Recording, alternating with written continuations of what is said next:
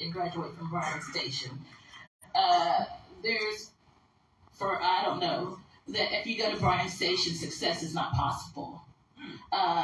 Nothing good can come from Bryan Station. Oh, I was the first black cheerleader from Bryan Station High School, so I guess we're talking back and forth. I have to say that because I think I'm good. Well, a stereotype doesn't, or a belief doesn't necessarily mean that it's true.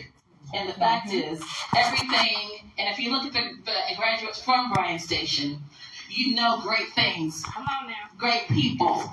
Yeah. Change comes from Bryan Station High School and from the north side of Lexington. Indeed. So after graduating from Bryan Station High School, I attended the University of Louisville, where I was a member of the University of Louisville National Champion Cheer Squad. I'm actually the founder of its now one of the best cheer programs in the world, the all-girl cheer program, that has won since I established the squad, has won just about every single year the national competitions. And people from around the world travel to Louisville to study at U of L, just not for the co-ed squad, but for the all-girl squad, which I'm amazed by every single day. And the talent and the intelligence, how athletic they are, the fact that they're doing some skills that I was good, y'all. I was really good back in the day. I can still play a little bit, but the skills that we're seeing today are just out of this world. So it's an honor to go to U of L and be called OG Denise. So after graduating from U of L, I attended the University of Denver Stern College of Law. My goal was to go to practice law and to work with domestic violence victims. That was the type of household that I lived in, and I didn't want anyone to feel as though they didn't have a voice or anyone to speak out for them. But guess what? And I never planned to come back here to Lexington, especially not Kentucky, because my experience in Kentucky had not been the best. Hence those stereotypes of what comes from the north side of Lexington, what comes from Bryan Station. Those things were often told me I was not intelligent enough to do and be great, that I wasn't enough, that I didn't look the part, I didn't talk the part, and I wasn't supposed to be in the room. But one thing about me is that you tell me something, you're going to say I can't do it, I'm like, watch me. Watch me. So even though I had 0 and 10 coming back to Kentucky, God has a plan for each and every single one of you. And for me, evidently. I became ill, and instead of practicing law, so I was forced to come back here. And instead of practicing law, I felt that my talents would better be used with Fayette County Public Schools, so that our students who look like me and also didn't look like me, but weren't necessarily from the good side of town, could see someone that looked like them that was doing positive things in our community. And it was through my work with our students in Fayette County Public Schools that I found where I was supposed to be. My students pushed me because I found a young lady in 4th grade at Booker T. Washington Intermediate Academy who was crying about the fact she couldn't do anything or be anything in life because she's a girl. Her mom's from South America, and she's poor, according to her. And I explained to her, guess what? I'm a girl, seasoned. She didn't know what seasoned meant. And I was like, believe it or not, my mom is from South America. My family lives in South America. And I said, I'm an educator. I'm definitely not rich. I was like, you can do and be anything you want to be. You just got to work for it. But it was at that moment that I realized, because I said those same things to my students, but that was when I realized I couldn't keep telling them that you can do and be anything when I wasn't living to my fullest ability. And so it was that moment that I realized I need to live my dreams, my goals. And one of my goals was to step out and run for political office. And that dream came to me when I was in 3rd grade, when I learned about Shirley Chisholm and Barbara Jordan and all these great leaders. And so I began to step out. And in 2018, I ran for state senate. By my own party, they told me that no one was going to vote for a black woman outside of Louisville. my own party sought out white male trial attorneys because there's like, people will vote for a white man and they'll vote for a trial attorney. And they asked people to run against me. My own party, you all, which tells you about my experience. It wasn't fun. But thankfully, and the individuals, every single male white trial attorney that they approached said, no, Denise Gray is the right person for this position. They were like, don't you know she's an attorney? Don't you know she gave that up to work with our children in Fayette County Public Schools? Don't you know people in the community do know her, even if you don't? So without the help of my own party and of many other people who didn't want someone like me to be in office, I lost by only, and I say by only, maybe 1,500 votes. The incumbent for the office spent over $350,000 to beat me, a no-namer, and nearly lost. So after that experience, I did not want to stay in Kentucky because it wasn't fun. People that looked like me didn't necessarily want to support me either, which was disheartening for me.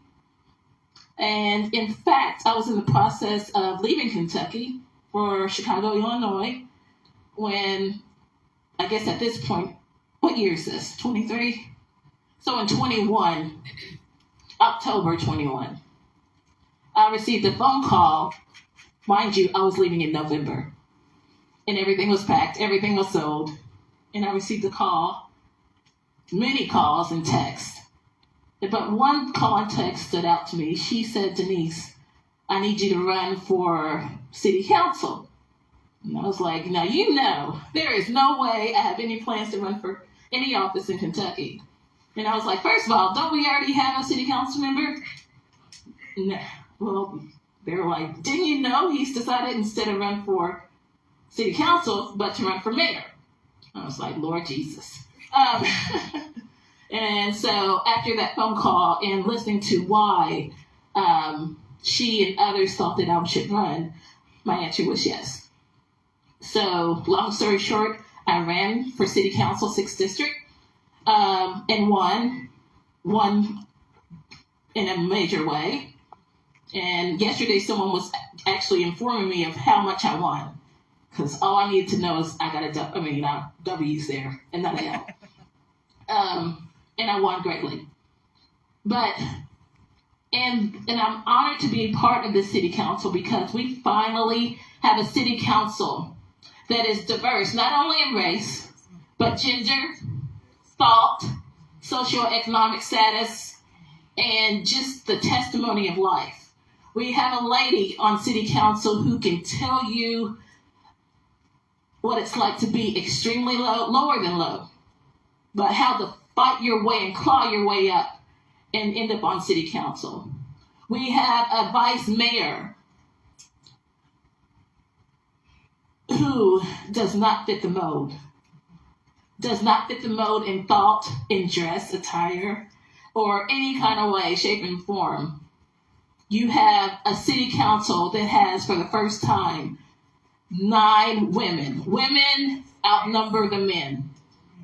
You have your first Latina. You have 3 black women. And let me make this clear. Historically, how many... We have some that are there, but we don't talk about them. We have 2. We had Andrea James, who was the first. We had Angela Evans, who was my city council member. And now you have 3 at the same time. This is major. This is major. So we will have more ordinances and discussions that are representative of our population. For the first time, are we talking about the Crown Act? For the first time, are we talking about the needs of people who need ADA requirements? For the first time, are we talking about, what about that group over there on the north side? Why aren't they just part of this discussion? Why doesn't this board look more like Lexington? For the first time, these discussions are coming up, and it makes me so happy. So right now, the city council is in deep discussion about our budget. this time, for the first time, we're going to have everyone at the table, because you have a city council that wants to make sure that it's not just those on the other side of town that have a voice. We want to make sure that each area of our city is represented at the table. For the first time, you all, I'm just overwhelmed. Every single day I go to work, it is a blessing. City council officially is a part-time job. My legislative aide makes double the amount that I make. But I work on average 90 hours a week. But I don't mind it, because I'm speaking up for my community, a district where our roads haven't been paved in a while. If you're driving around in the 6th district, which begins over in Mary Todd, Bryan Station area, Winchester Road area, Hamburg, going across to where you have Malone's, and going all the way down on Todd's Road, you'll notice the roads. And even on, it doesn't matter what part of the 6th district you're on, the more wealthier side, or even the more working class side, our roads are despicable. And did you know that as city council, there's a city council member who's in charge of ensuring that roads in your districts are paved? And so that right now is my first topic right now. The very easiest thing is to make sure the roads are paved and make sure we have activities in our district, which in the 6th district, we have none. And making sure, one of my other things that I'm working on are making sure that we have mental health services that are accessible to residents, and ensuring that Lexington deals with wills, and also making sure that we can do better with our bus routes. These right here are just basic things. So that's just a little bit of what I do on a daily basis, besides going to the schools, because I'm a reformed educator. So, and also the 6th district has the most schools in Fayette County. And so it is my goal to make sure that every single thing that I do, that I bring either the students in, because we have some talented students in our city. And there's some amazing things going on in our public schools. So I'm thinking of the educators, I'm thinking of the students, and how can we utilize those skills and amplify the great things that they're doing, because they're doing more great than not. And I want to emphasize and focus on the great things. But that's what I do, everybody. But I love what I do. It is a blessing, even on the hardest days. And I'm honored that, I don't know if any of you live in the 6th district, but I'm honored that you would have me to be your voice on City Council. Thank you. Thank you.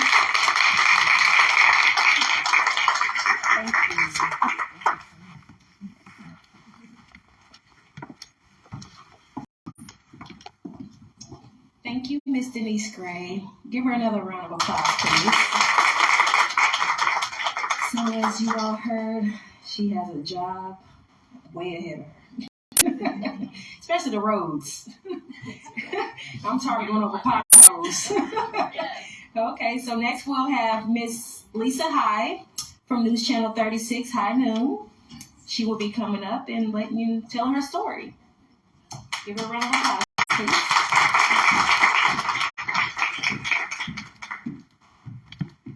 All right, that's a tough act to follow right there, Denise. Dang, girl. My name is Lisa Hyde. I am a co-anchor with my husband on ABC 36 News at Noon with Doug and Lisa Hyde. We lovingly call it High Noon. And I had Jackson. Oh, did you? Yes, I did. She had my son. It just hit me as I was walking up. So I Miss Gray said hi. Oh, wow. What class? Wait a second. What school? What class? Crawford. It was at Crawford. It was at Before Crawford. I'll let him know. He will be so happy to hear that. It's so so crazy. hi too. She interviewed me. So. Oh my gosh. Okay. That was crazy. Anyway, thank you so much for having me here today. I'm just honored to be here, quite honestly. Shayna and I, we met in a very hilarious way, quite honestly. We were shopping at a store in Hamburg, and we were didn't know each other. We were standing at the dress section, and we both had our eyes on the same dress. And but it was two. Thank goodness there was two dresses. It didn't break out into a brawl or anything there in the store. But and we had both ended up buying a dress. Yes. Have you worn yours yet? You said you haven't worn it. I haven't worn mine either, but it's a beautiful dress. I think I have to get into summer shape, and hit the gym a little bit before I get into it, but it's hot. Anyways, thank you so much for having me today. I'm really not really a public speaker. I know I work for ABC 36, and typically there's a camera with a teleprompter, and I speak to that. So public speaking is not my forte. My husband, though, is one of the best public speakers I've ever seen next to Denise. So he really, he's very passionate, and I've learned a lot just from watching him. So today I wanted to talk to you about kind of my experience getting into broadcasting. The way that I got into broadcasting is unorthodox and unconventional compared to the typical way people get into broadcasting and into media. And before I even get started too, I wanted to make sure everyone knows I am a Christian. I rely heavily on my faith and on God, and it's a very personal relationship that I have with Him. So throughout my journey of getting to where I'm at today, I've always leaned very heavily on my belief and my faith in the Lord, good Lord above, for sure. So with broadcast television, I'm just going to tell you right now, it's a very tough business. I don't know if anyone is very familiar with the television industry. It can be brutal, and it is very cutthroat. Everybody wants your job. Everybody that you work with directly wants your job, especially if you're at the desk. It's just the way it is. It's very competitive. So, and I am very much of a team player type of person. I came from a small town up in Ohio. I was not rich, did not come from money. I slept in a cot in the hallway, actually, for many years. My walk-in closet right now is bigger than my bedroom was when I was growing up. So I came from a very, very, very little means growing up. But our family was tight. I had two older brothers who tormented me relentlessly growing up, but they were also my biggest defenders too. And I learned a lot from growing up with them and having to stand up for myself as a female in our family. So, and my parents, my father was, how did somebody describe him one time? It was hilarious, but he was a very laid back man, and he just loved, he went through World War II. So he came back, and he was just happy to be alive, quite honestly. And he saw a lot of his friends perish in World War II, and I think that he was on a naval ship out in the Pacific. And I think that he was just glad to be alive. He had no aspirations of anything other than just raising his family in a small town, Willard. And I was grateful for that. My mom, she wore the pants in the family. She was the drive of our family. She kept it all together. The best way I can describe my mom, she was kind of like Granny from the Beverly Hillbillies. Do you remember? And I don't mean that any disrespect to my mom. I seriously don't, Mom. But she was just kind of that, oh, okay, Lisa, but she ruled the room. When she was in the room, she ruled it. And she, all 5'2" of her, she ruled it. And so I learned a lot from watching her as well. And I could barely keep up with her when we would walk anywhere. She was the fastest walker on this planet. But as far as with broadcasting, I had no aspirations of getting into broadcasting. I was a theater major from Kent State University up in Ohio.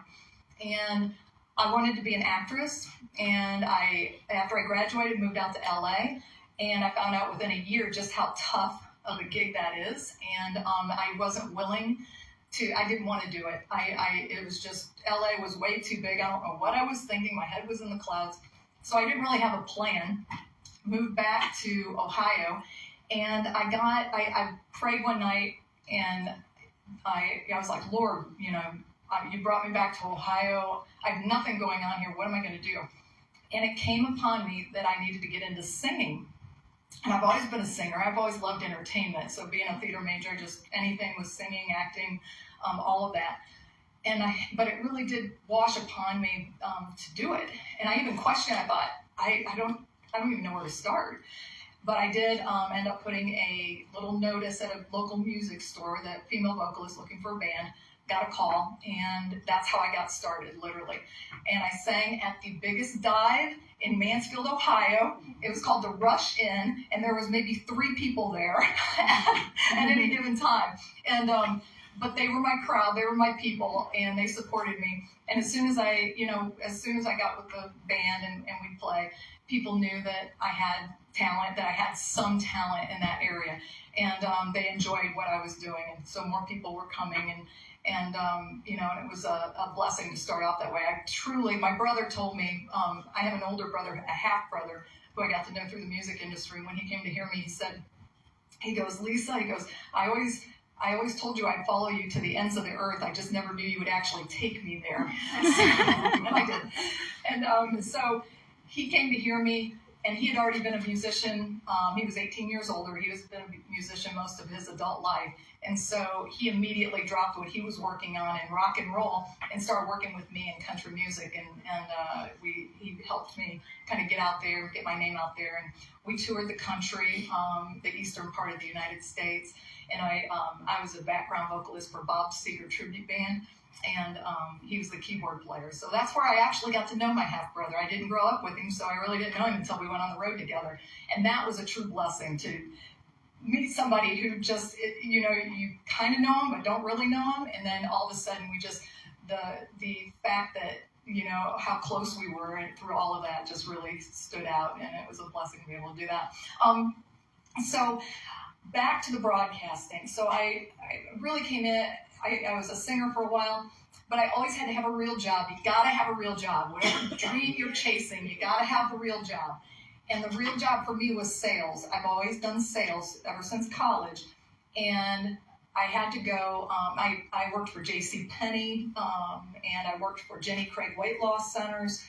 I've sold gym memberships. I've sold just about anything you can imagine. I've sold advertising for the radio station. That's when I met my husband. He was hosting a TV show and doing sales for a small television station, TV 59 up in Ashland, Ohio. And WNCO was the radio station. They own both. And we met at a fundraiser to raise money for 2 little boys that needed a bone marrow transplant. They were called their last name was Berger, and it was the Berger brothers. And we met there and hit it off immediately. And he and within a year we were engaged and married. So it happened pretty quickly. My advice, if I forget to say this at the end, marry well. Always marry well. Choose your partner well. Whoever that person is going to be in your life. It's going to be so important for your darkest days or your brightest days. He's always my champion, and I love that man dearly. So when Doug got into broadcasting, he's always done it. So I've always watched him from afar, and I've always admired what he's done. But I was in sales. I was doing that. I was doing my singing. So we're both kind of in the entertainment industry, but just at 2 different spectrums of it. And he always was supportive. He helped. I moved to Nashville. We had to live apart for a while in order to chase each of our dreams. And we lived apart for about 3 years. I lived in Nashville doing the singing, songwriting thing. I came as close to a record deal as you could possibly imagine. I had a duet partner, and we were called the Gravy Girls. And she was African-American, R&B, gospel singer, and I was country rock. And she was one of my best friends growing up in Willard. And she and I were a duet team. And back then, in the late 90s, early 2000s, there was never an interracial duet team in country music. And there wasn't one in regular genres of music either, a true duet team. So when I pitched the idea to the labels, they immediately got it, and they immediately were talking to us, and they wanted our demo. We didn't even have one. I was making it up as I went along. And so she came down, and we schmoozed with all the people. And long story short, it eventually fell through. It didn't work out. She backed out for personal reasons. And, for me, it was devastating, but at the same time, and you kind of know when you have that wind in your sails, when you're going through life and you start coming close to that dream that you dreamt about your whole life, you can feel when the momentum backs off, and you can tell when it starts to go down. And, it's a failure that I didn't make it to that record deal, but it wasn't a failure in my life as far as my experience getting to that point, all the people I met, all the support, and everything I learned about myself and about her and about all of it. Totally worth it. I had the best time ever, but again, didn't know what I was going to do with my life. Still doing sales along the way, supporting me and my husband. And I was working for Jenny Craig, got a job in pharmaceutical sales. And in sales, you kind of aspire in sales to get one of the best sales jobs you could possibly get. Pharma, in my mind, was one of the best sales jobs you could possibly get. And so I was happy.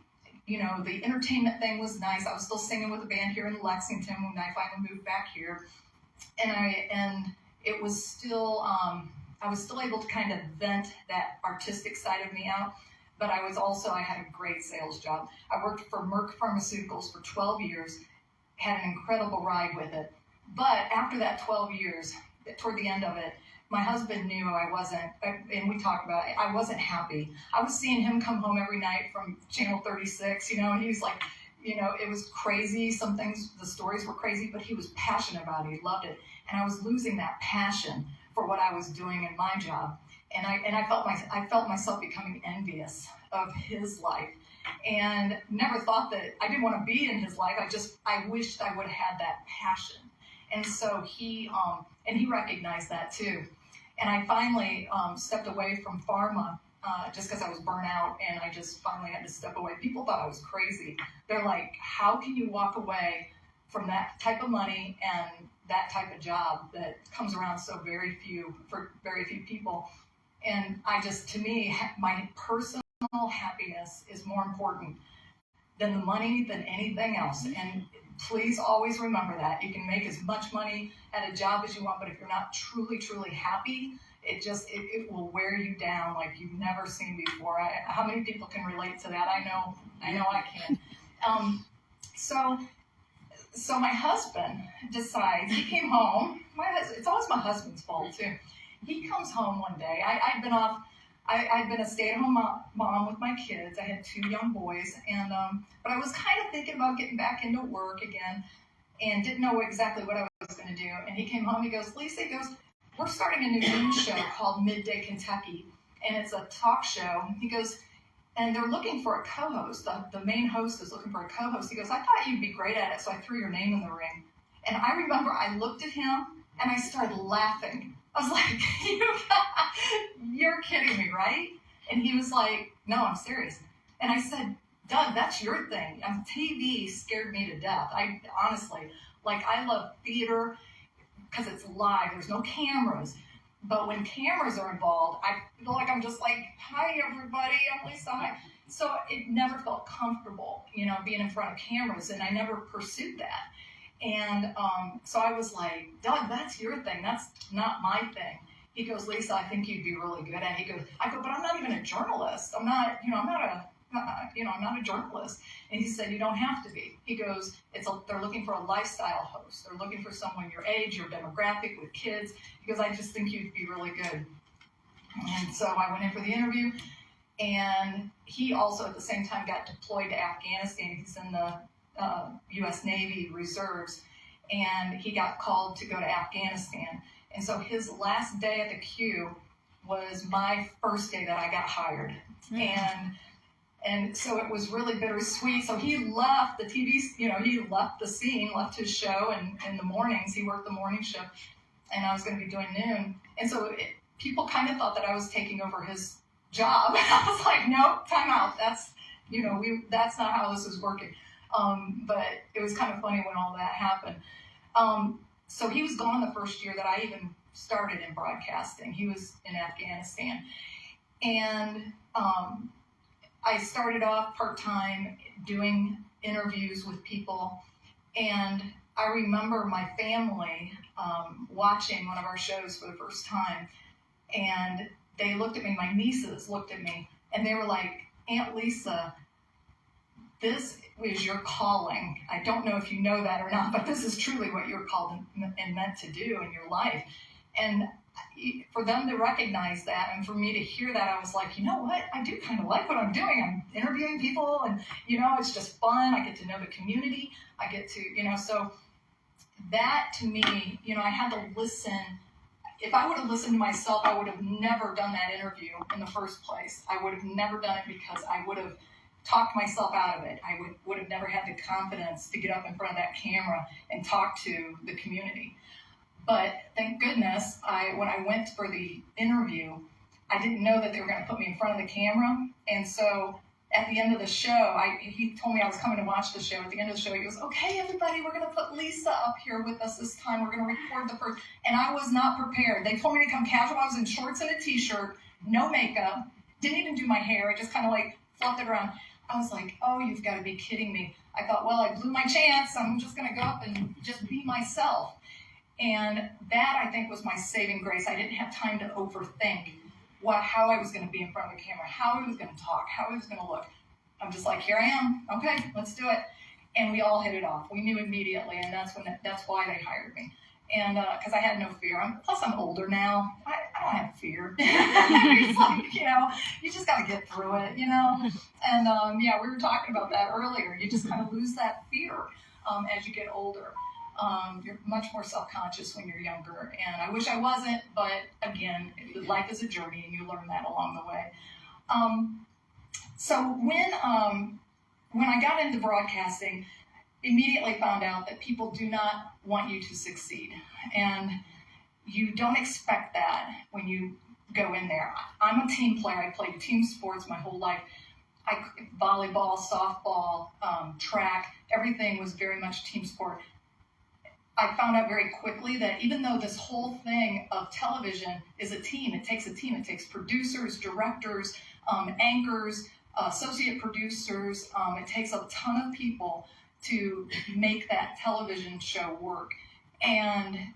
But nobody really worked as a team. Everybody was bitter and angry at each other and resentful and backstabbing. I mean, it was one of those industries I wasn't prepared for sure. But I felt that God had put me there for a reason, and I felt that, I just had to lean on my faith and do the right thing in all situations, and that's what I did. After a year of being on Midday Kentucky, my co-host fired me. He wanted to do the show solo.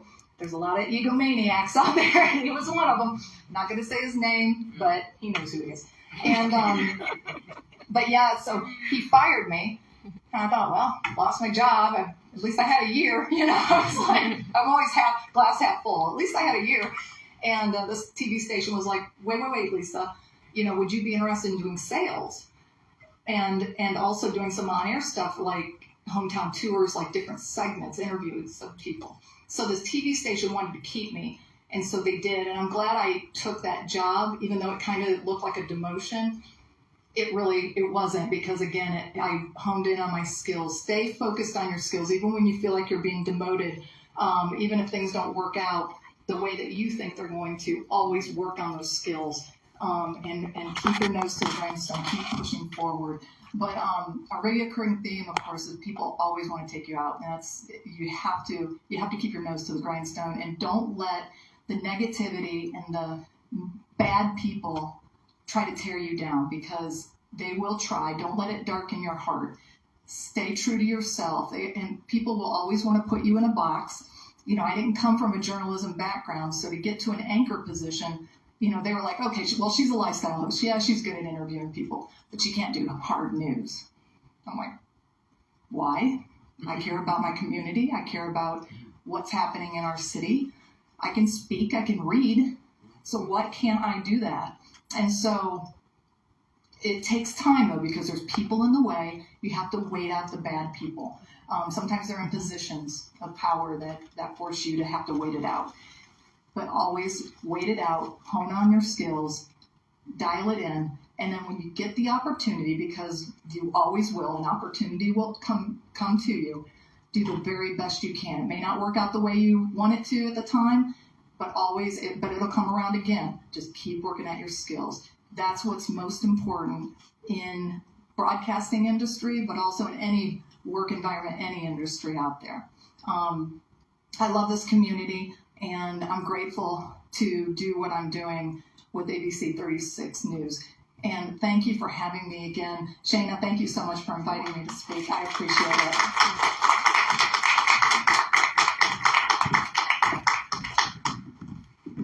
All right.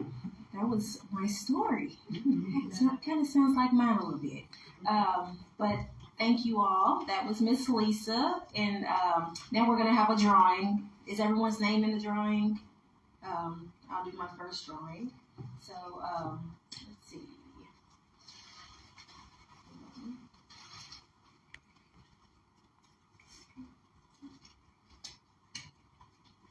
Lisa, hi. Pick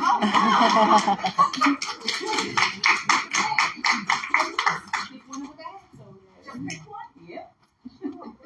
No. One of those. One of these? Yes. I can't take this big one. No.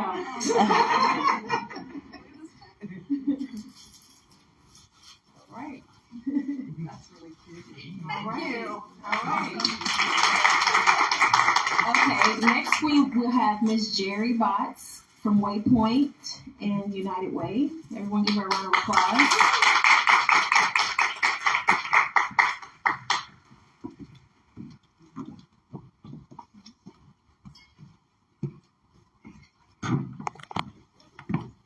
Hello.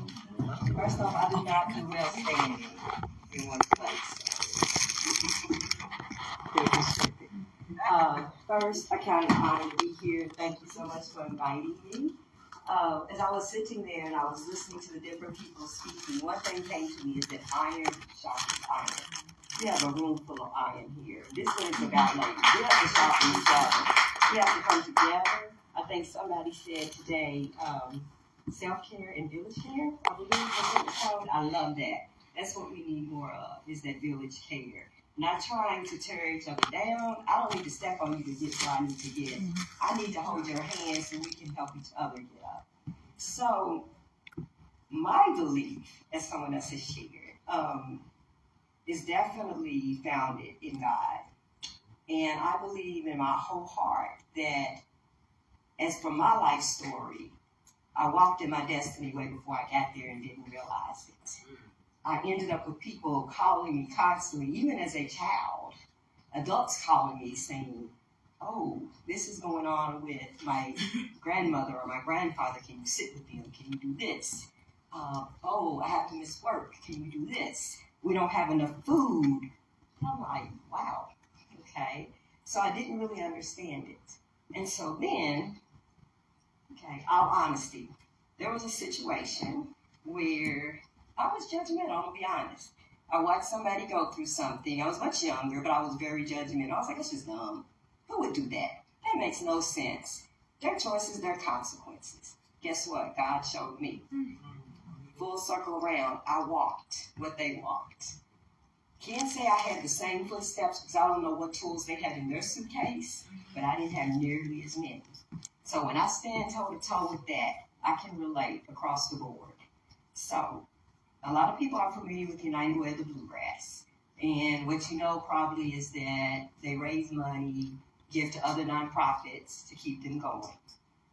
They took a look at that a couple of years ago and said, we're doing a great job. We want to continue to do that.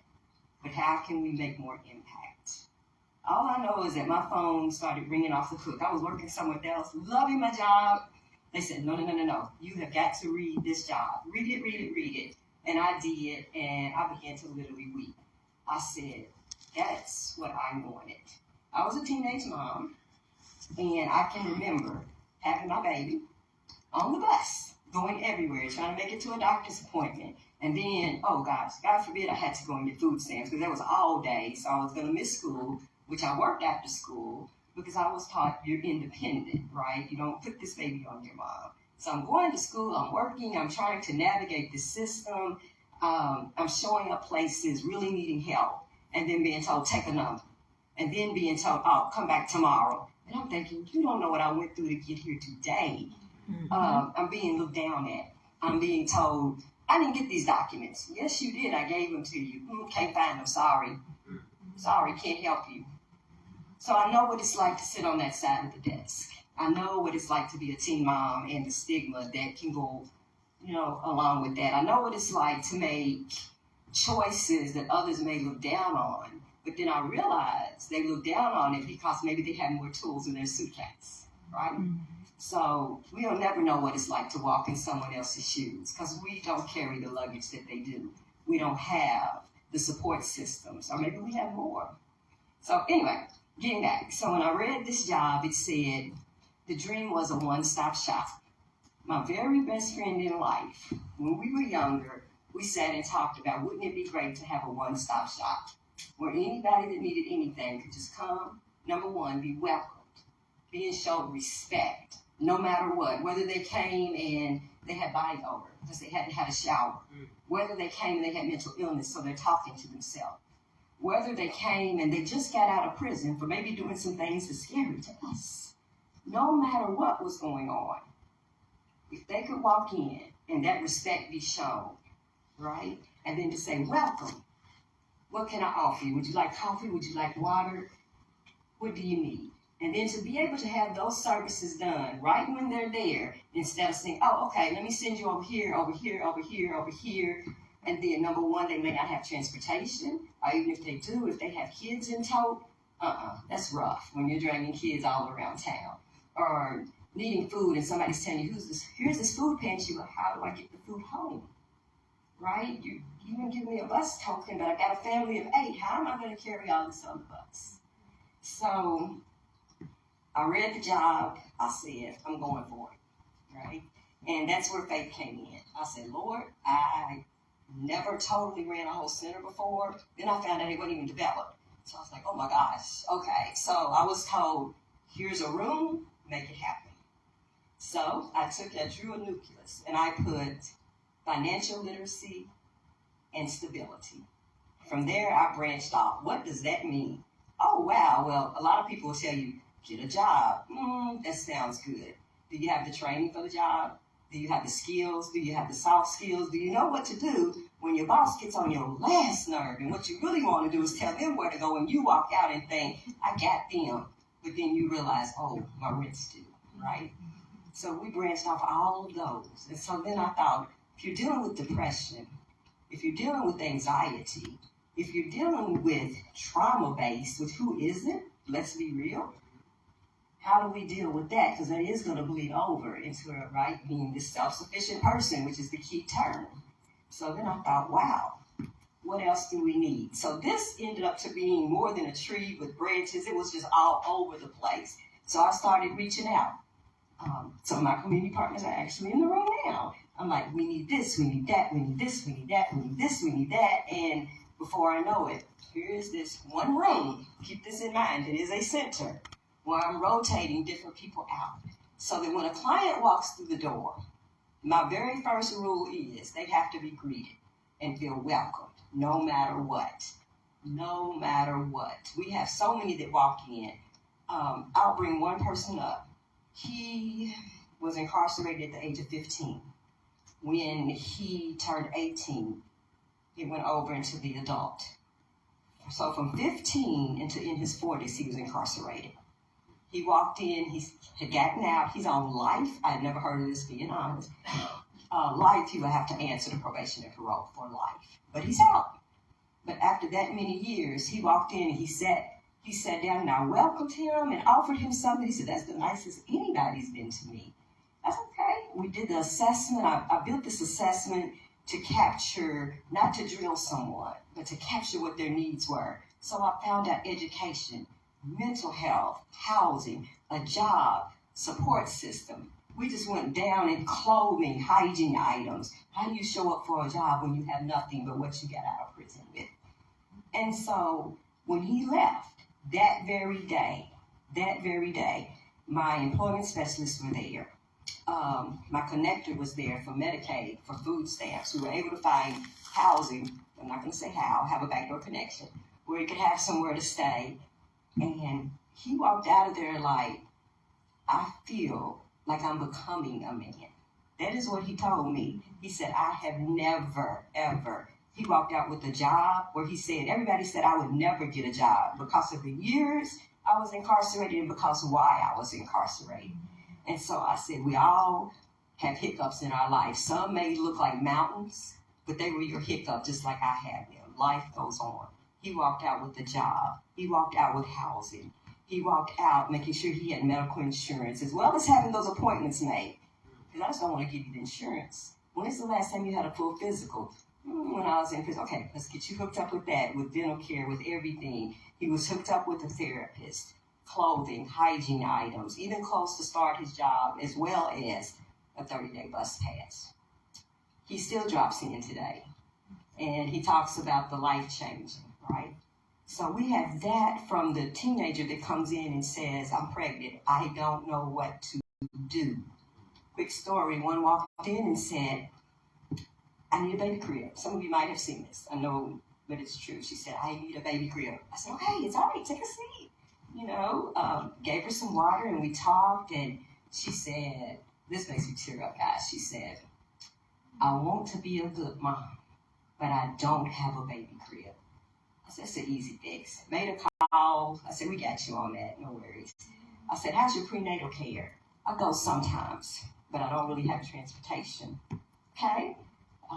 Are you taking your medications that they're prescribing? Well, if I don't do my vitamins, because my medical card doesn't cover those. So I explained it does cover those. She didn't understand.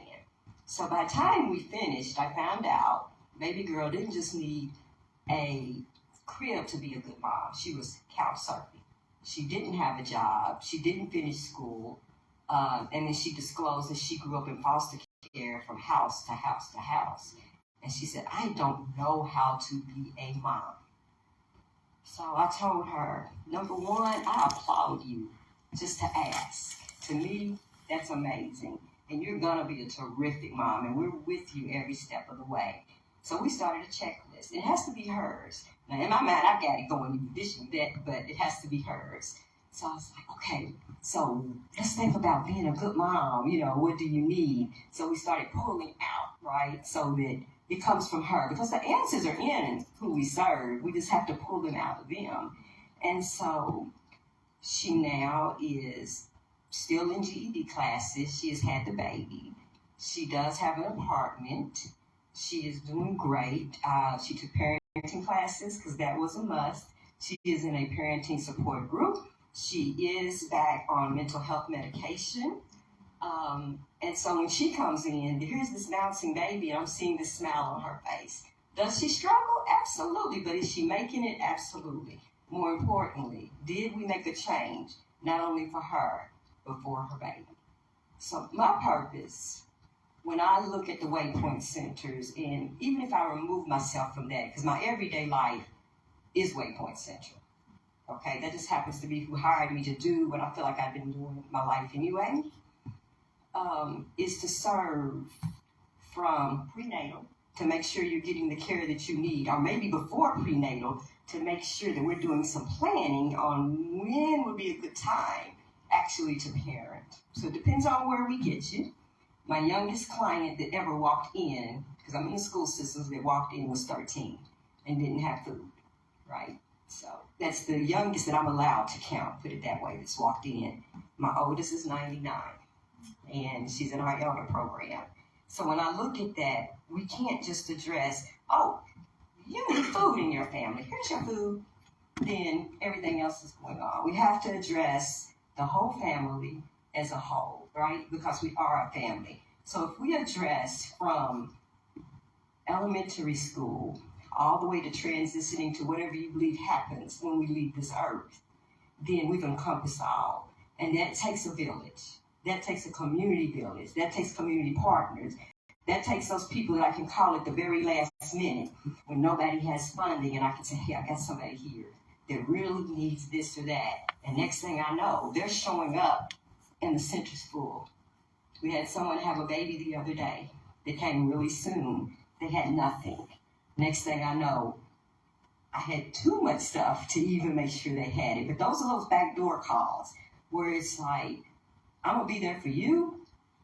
They're there for me, and we're all there for the community. So my passion, my purpose, and I say as of today, I don't know where it will go tomorrow, but as of today is to make that impact from elementary school, we're in there, to middle school, we're in there, to high school, to young adulthood, to what are you going to do when you graduate, because it's not if. What are you going to do when you graduate? Whether it's going to be technical school, college, workforce. What are we looking at? Military. Let's get you set to then after you're working. Now you got a job. How do you budget? How do you make it? What comes first? What comes last? Now what are your goals? All the way till you get to that age where your parents start getting older. And it's like, I got to work. Who's going to watch mom? Who's going to watch dad? There are services for all of that, but people don't know. My mom won't come out of the house. This is not me. My mom has transitioned a while ago. My mom won't come out of the house and even go to the doctor. Have you never heard of MDDU? They come to the house. They cost no more. They'll take care of your mom. They'll do x-rays there. They'll do blood work. They'll do whatever. No, I had no idea. Lack of knowledge, right? That's what destroys us. So from that all the way to when I'm sitting beside someone who is about to take their last breath. And they say, this is what I want the world to know. See, that's part of it too, right? We celebrate when babies are born. Like I was just sharing this with someone. We need to also be there for that other transitioning. So it is from before birth, right, all the way into the last transition. So Waypoint fits in that. And I love my job. I direct the Waypoint Centers. There are 3. 2 in Lexington, getting ready to be a 3rd that I can't disclose where yet. 1 in Paris. And as many know, if you remember the Palmer Pharmacy that was on East End, anybody that's at least my age, now I'm telling my age, you would remember that. So we just purchased that. So we will have a full center now once it is totally rehabbed, which is going to take a while, but I'm so excited for the other services that I had planned going into this that now we can make possible. Then we have 1 in Paris at the Y. And then hopefully the plan is within the next 5 years just to keep expanding county to county, as well as more in the same counties as we're needed. So that's Waypoint in a nutshell, but actually I've given you Jerry in a nutshell. I've always said I don't have a lot of money, but I have a lot of love, I have a lot of passion, and all glory to God that He's given me the knowledge and the wisdom to be able to share with others. So I thank you all. Iron sharpens iron.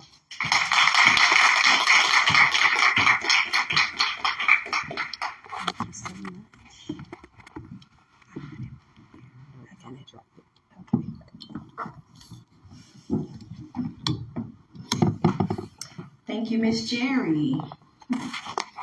Okay, so give her one more round of applause. Okay, next we have Miss Jillian Pye from Ronald McDonald House. And if you have donations, please be sure to let me know so I can make sure I get that to them shortly. But give her a round of applause, please. Thank you so much. It's an honor to be here today. And thank you for those of you who did already drop off some donations for us. Let me just get this in there. Maybe. I think it's standing. We'll see what happens with that. But again, thank you all so much for having me here. My name's Jillian Pyatt. I am the Director of Programs and Operations at the Ronald McDonald House here in Lexington. And so I wanted to share with you all a little bit about our mission, what we do, so that those of you who did donate supplies for us know what that is going to.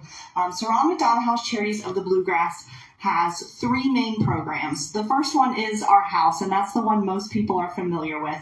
We are a 21-bedroom home, and we are a place for families to stay while their children are in the hospital or seeking medical treatment here in Lexington.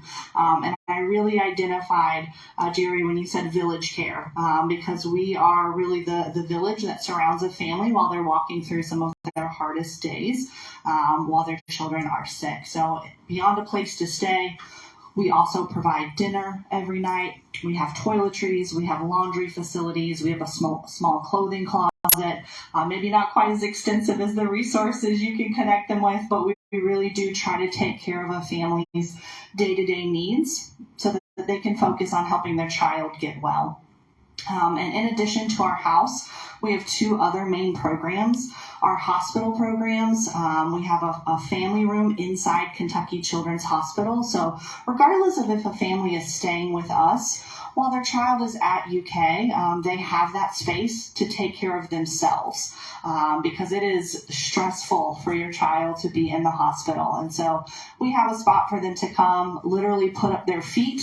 We've got reclining chairs. We have coffee, snacks, a bag lunch program, and it's all free of charge for those families. And again, just a spot for them to be able to take care of themselves while their children are getting the care that they so desperately need. And then our third program is actually not here in Lexington, so less people know about it. It is our Care Mobile.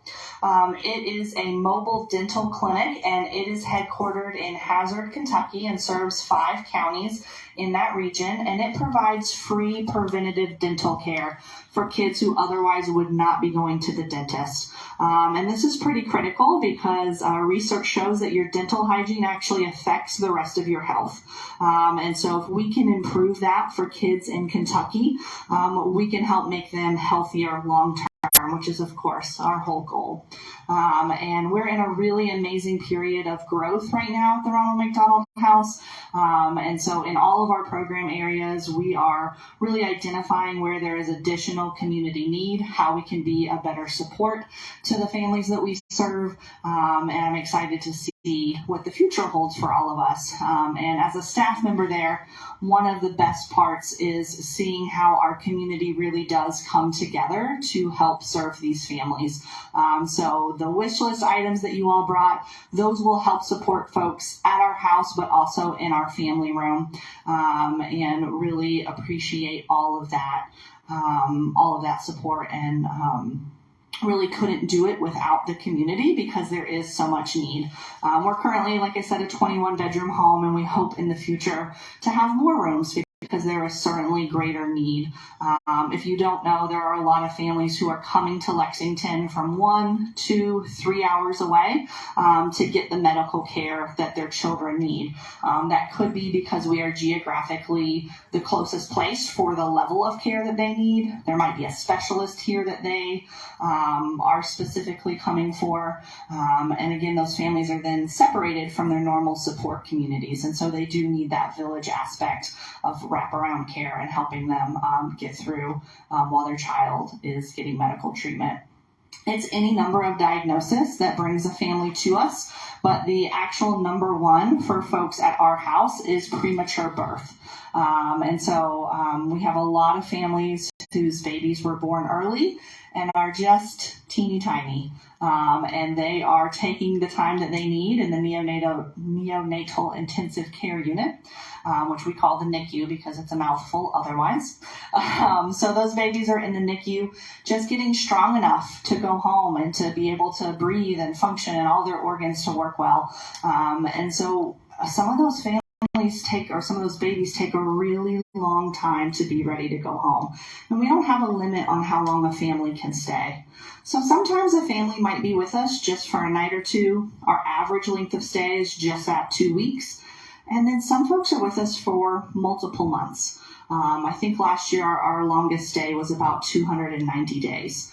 And that is a very long time to be away from home and for your child to be in the hospital. So again, thank you for all the support from those who donated supplies. And I'm going to leave here at the edge of the stage a few handouts so that if you are interested, I have our wish list. So if you want to continue to donate physical items, that is always appreciated and helpful. And we do publish a wish list monthly, which is available on our website, but I've got the most recent one with me.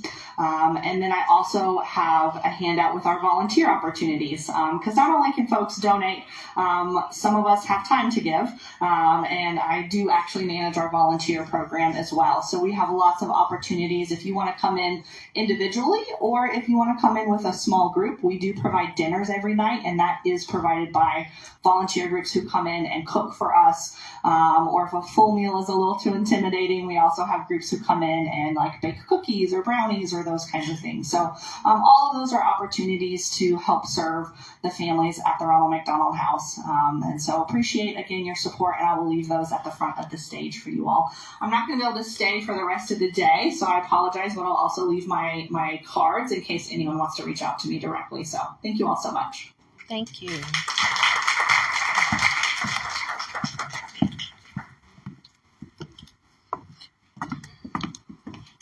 Give her another round of applause, please. Okay. And now we will have Miss Brandy Wright from Brandiva. Please give her a round of applause.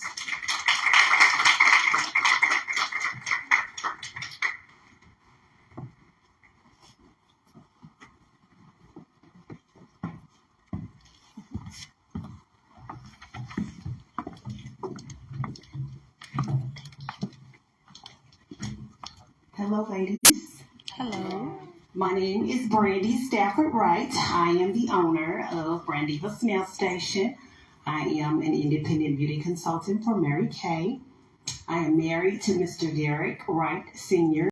Together we have 4 beautiful children, and I am a heart attack survivor. On November the 11th of 2022, I went to urgent care for chest pains. I was then referred to the emergency room for further evaluation, where they drew my labs, gave me an EKG, and I had a chest x-ray. I was then admitted to the hospital for my heart attack was in progress.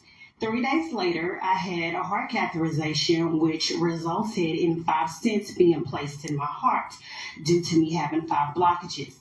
I was released on the 4th day of being in the hospital, and I am currently in day 21 of cardiac rehab. So, blockages in the heart are caused by plaque buildup from cholesterol and other fatty substances that collect in the inner walls of the heart's arteries. This causes the arteries to narrow, blocking blood flow. So today I want to talk to you about heart disease, the signs of a heart attack, and prevention. Currently, 1 in 3 adults are living with some type of heart disease. The top 5 of heart diseases are heart attack, stroke, heart valve complications, arrhythmia, which is what I am managing at this time, and heart failure. A heart attack occurs when blood flow to the heart is blocked. The blood flow to the heart muscle is denied, thus possibly damaging and or destroying the heart muscle.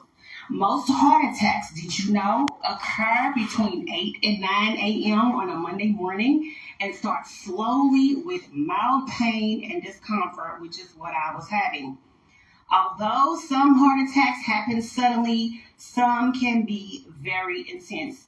And so, signs of a heart attack are uncomfortable pain or pressure in the center of your chest that may last a few minutes, more than a few minutes, and it can come and go. And then shortness of breath, nausea, lightheadedness, pain in your jaw, stomach, neck, back, and both arms, and breaking out in a cold sweat. And some of these symptoms are gender specific. Leading risk factors are high blood pressure, smoking, diabetes, high cholesterol, obesity, physical inactivity, and unhealthy eating. Prevention includes getting your blood pressure under control, especially if you have high blood pressure. If you are on any medication, take them as directed by your doctor and stay consistent with taking your meds on time. If you smoke, you can and need to quit. I am a living witness. You can do it. I used to smoke and I stopped. So if I can quit, you can too. Maintain a healthy weight for your body mass index. Reduce your stress level. That is very important. I know a lot of us were under a lot of pressure. Ladies, especially, like, oh my goodness, we're running households, trying to take care of kids. You got a lot going on. Reduce your stress level. You want to start saying no, letting some things go, but you got to reduce that stress level. Reduce your sugar and sodium intake. The recommended sodium intake on a daily basis is 2,300 milligrams, which is about 1 teaspoon per day. And yet Americans consume on average about 3,400 milligrams daily. So we're going way over that limit. Children 14 and under should be consuming even less. Heart healthy foods include salmon, asparagus, cauliflower, beans, almonds, avocados, dark chocolate, green tea, apples, and leafy greens such as spinach and kale. The best cardio exercises recommended include walking, yoga, aerobics, dancing, strength training with weights, and swimming. Adults should be getting at least 150 minutes of exercise per week, which is about 30 minutes a day. Kids and teens need about an hour a day and about 300 minutes per week. It is by God's grace that I am able to stand before you and talk to you today. Thank you so much, Shayna, for giving me the opportunity to share my story with all of you lovely ladies in the room. For more information, if you have any questions, visit the American Heart Association, the American Stroke Association, and you can follow Dr. Christine Cosby Gaither. She is a stroke survivor, and she has a podcast called A Stroke of Grace on the first and third Sundays at 6 p.m. on YouTube. For more information on stroke prevention, or if you know anybody that has had a stroke or needs support in their journey, please refer them to that podcast. I made a trifold board for you guys too, so when I can figure out where it's at and put it somewhere, I would love for you guys to walk past it and just look at it and read the important information on it. And feel free to call me. I'm on Facebook, LinkedIn, Instagram. Feel free to connect with me if you got any questions or you just want some more information. Feel free to get at me. I would love to help you. Love to answer any questions or just give you any type of information that you need. Thank you. Thank you. Miss Brandy.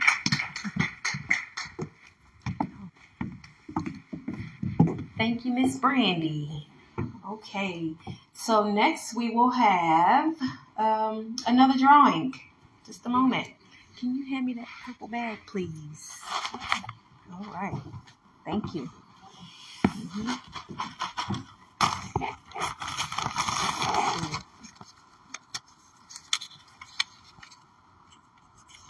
Oh, hold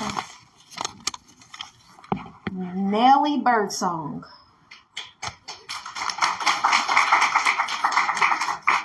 Nelly Birdsong?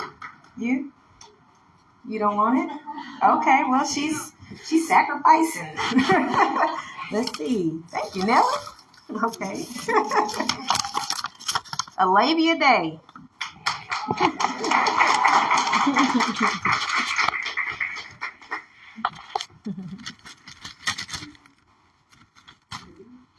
Yep. Got a UK fan.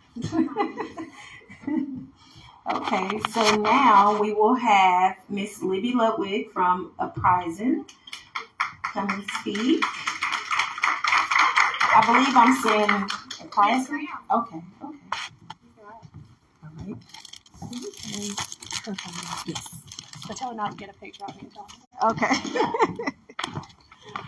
Oh my goodness. Thank you guys. Shannon had asked me to come and talk a bit about resources and what the organization I work for brings into Lexington.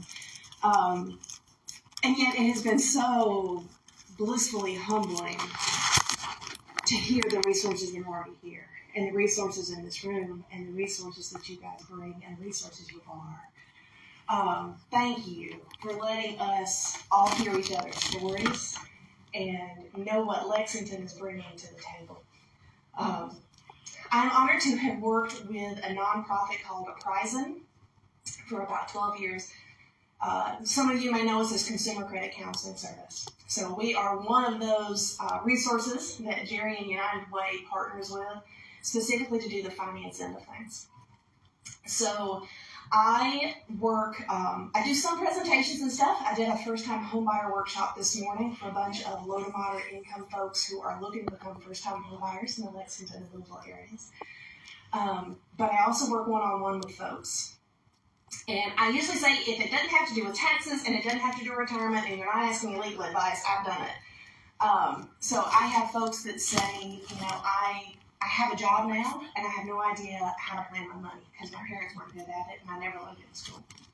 I can help you. I have people that say, I earn lots of money, but I'm always paying overdraft fees and I can't figure out what's going on. And it's frustrating the tar out of me, and we're not supposed to talk about this with friends and other people, so I don't know where to go. I got you. We can do that. I have people that say, I was incarcerated for years and I have no idea what happened to the bills from 3 and 4 and 5 years ago. But I need to figure that out because I'm starting a new life. I got you.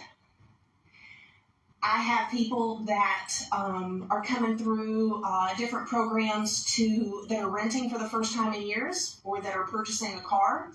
And they say, you know what, I want this to be holistic. I want to have a real plan, not just a 1-month plan and a sit down. I want 3 months and 6 months, and I want you to follow up with me so that I know I am accountable to somebody, that I'm sticking with this plan, and that I'm spending where I want to. I want you to brainstorm with me. We gotcha. Part of what Deshana had asked me to talk about is part of our housing stuff that we do. We don't do any lending or loaning or anything like that. We're not a bank, we're not a credit union, so I have no vested interest in having you come take our money because we don't have any. We are a nonprofit. But we do, I do general counseling for homeowners that are struggling with their mortgage payments. So, you know, for example, if you've been behind for several months or several years and you just can't seem to get anywhere with your mortgage company, sometimes it takes somebody who's knowledgeable to know what to ask. Sometimes it takes somebody helping fill out paperwork to be able to get stuff in. That sounds really boring, but I tell you it ain't, believe me. I have spent some of my, well, I won't tell you all the stories, but I've got lots of them. Sometimes it's being a translator back and forth between two people who are both supposedly speaking English when mortgage companies don't know how to not speak terminology speak, so that you know what they're asking. It's having that connection to be able to know when to press on with something. Sometimes you need an extra presser. An ungreasy wheel sticker. So, again, I can do that. I have done that a lot. One of the particular programs that I wanted to at least mention, because I feel like part of what we've said here today is, oh my God, look at the resources. And look at the resources that nobody knows about. And how will we know if we don't, how will they know if we don't tell them? There is funding out there, grant funding for folks who have been struggling with mortgage payments due to COVID. It does have to specifically be due to COVID, but the definition for that is pretty broad. I'll touch that in a second. But it's basically up to $60,000. That's a big number. To help folks get caught back up with a mortgage and or some additional ongoing payments if you're struggling. You don't even have to be behind yet. My workplace is finally beginning to lay off, and I know I'm going to be out in 2 months. We can talk. The funding is completely grant. It's not a loan. It's not a lien. It's not something you have to pay back. There's nothing laid against the house. It's not even a forgivable loan or some of the things that have been going in the past.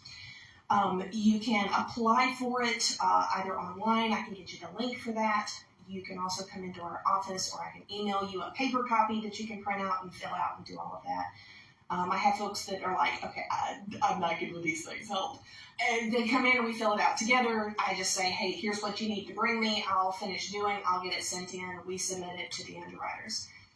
And it is for, like I said, it doesn't have to be specifically COVID related, but that can mean something very obvious, like downsizing at a job.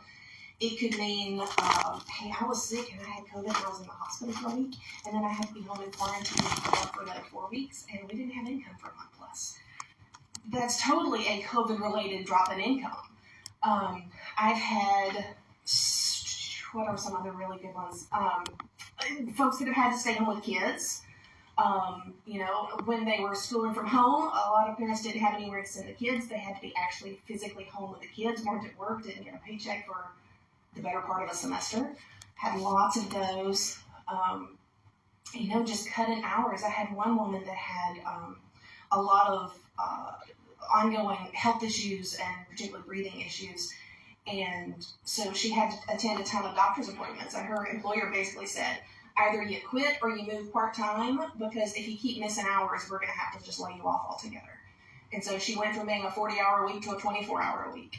And that counts. Totally counts. Actually, technically it was denied that there was something wrong with it, and I'm appealing on her behalf. I'm tenacious. There have been folks that, in fact, I've had some people who were working one job, had serious COVID physical issues, weren't able to continue doing that job, were out of work just a little bit, found new work, but the new work is way less income, which I think is true for a lot of folks who were laid off early in COVID. Totally counts. And if you miss one payment on your mortgage, or 2 or 3, they start telling you, if you can't pay the whole thing, don't worry about it. It's right off the pot. You got to pay it all. And so people who, in theory, are back to work and good, are 2 and 3 years behind on their mortgage because the mortgage company won't take the payments. And it's just a wheel that hasn't really ever found a sense of completion in it yet. So again, I think it's very much worth looking into. If you or anybody you know is in that situation, let me know. I'm happy to give you the link or the information to it. I was actually on a national workshop yesterday about housing training and housing other stuff, and the presenter was like, so many states aren't using up all of their money for this. There's so many places that are trying to open it up to more cases. Is anybody still doing these?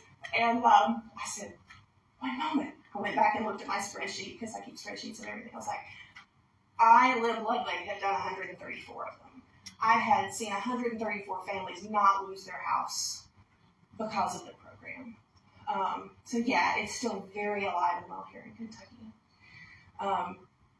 And other stuff that we do as well. So, it's, I've walked folks through student loans. I had somebody that had $300,000 in student loans. I had no idea what she was going to do with them. I'm like, okay, there is always an answer. It might not be obvious, it might not be easy, but there's always an answer. And so we sat down and talked through what her options are, what her payment options are, what the forgiveness situation looks like. I've seen people, I've had little old ladies that have a $500 QVC card that they didn't know what to do, and so we talk about that. And I've had a doctor in Florida with $300,000 worth of credit cards that didn't know what he was going to do with them, and we talked about that. So if you're sitting out there thinking, why do I need her, or maybe I do, but I am the worst case she's ever seen, she's not going to know what to do with me, she's going to kick me out the door, and I'm going to feel worse than I did when I started.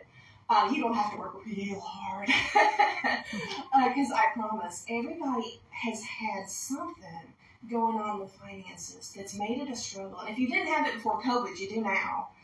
And it's one of those things that we don't know how to talk about, because it's like that religion thing and that politics thing. It's that money thing. So not everybody has somebody in their circuit that's in their corner, that's knowledgeable, and that's ready to care. It doesn't have to be a Prison that does it, but if you don't have somebody, let us be a somebody. Let us be that corner of the village. We're happy to. Thank you.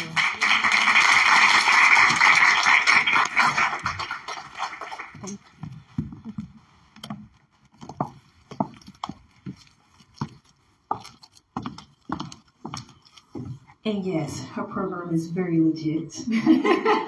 I had to use their services, I admit, and that's why she's here, because I'm a living testimony for that. So, and I'm not ashamed of it. So, but yes, I have one more drawing here, and we're going to go ahead and do that drawing, and then we're going to go to Miss Christina Morris here in a second. Okay. Let's see. This one here, Michelle Caldwell.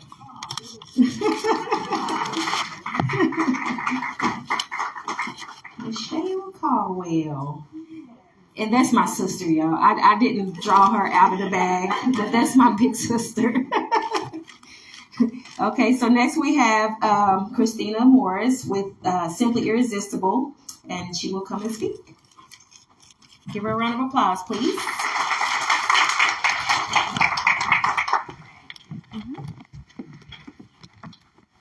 Hi, you guys. I have never been more of a live speaker. I really just started putting myself period in front of the camera. I like being behind the scenes and doing like voiceovers because I can record and I can be comfortable doing that. So my name is Christina Hudson. On Facebook, I'm not gonna lie to y'all, I'll just be trying to have a different last name so a job can be all in my business.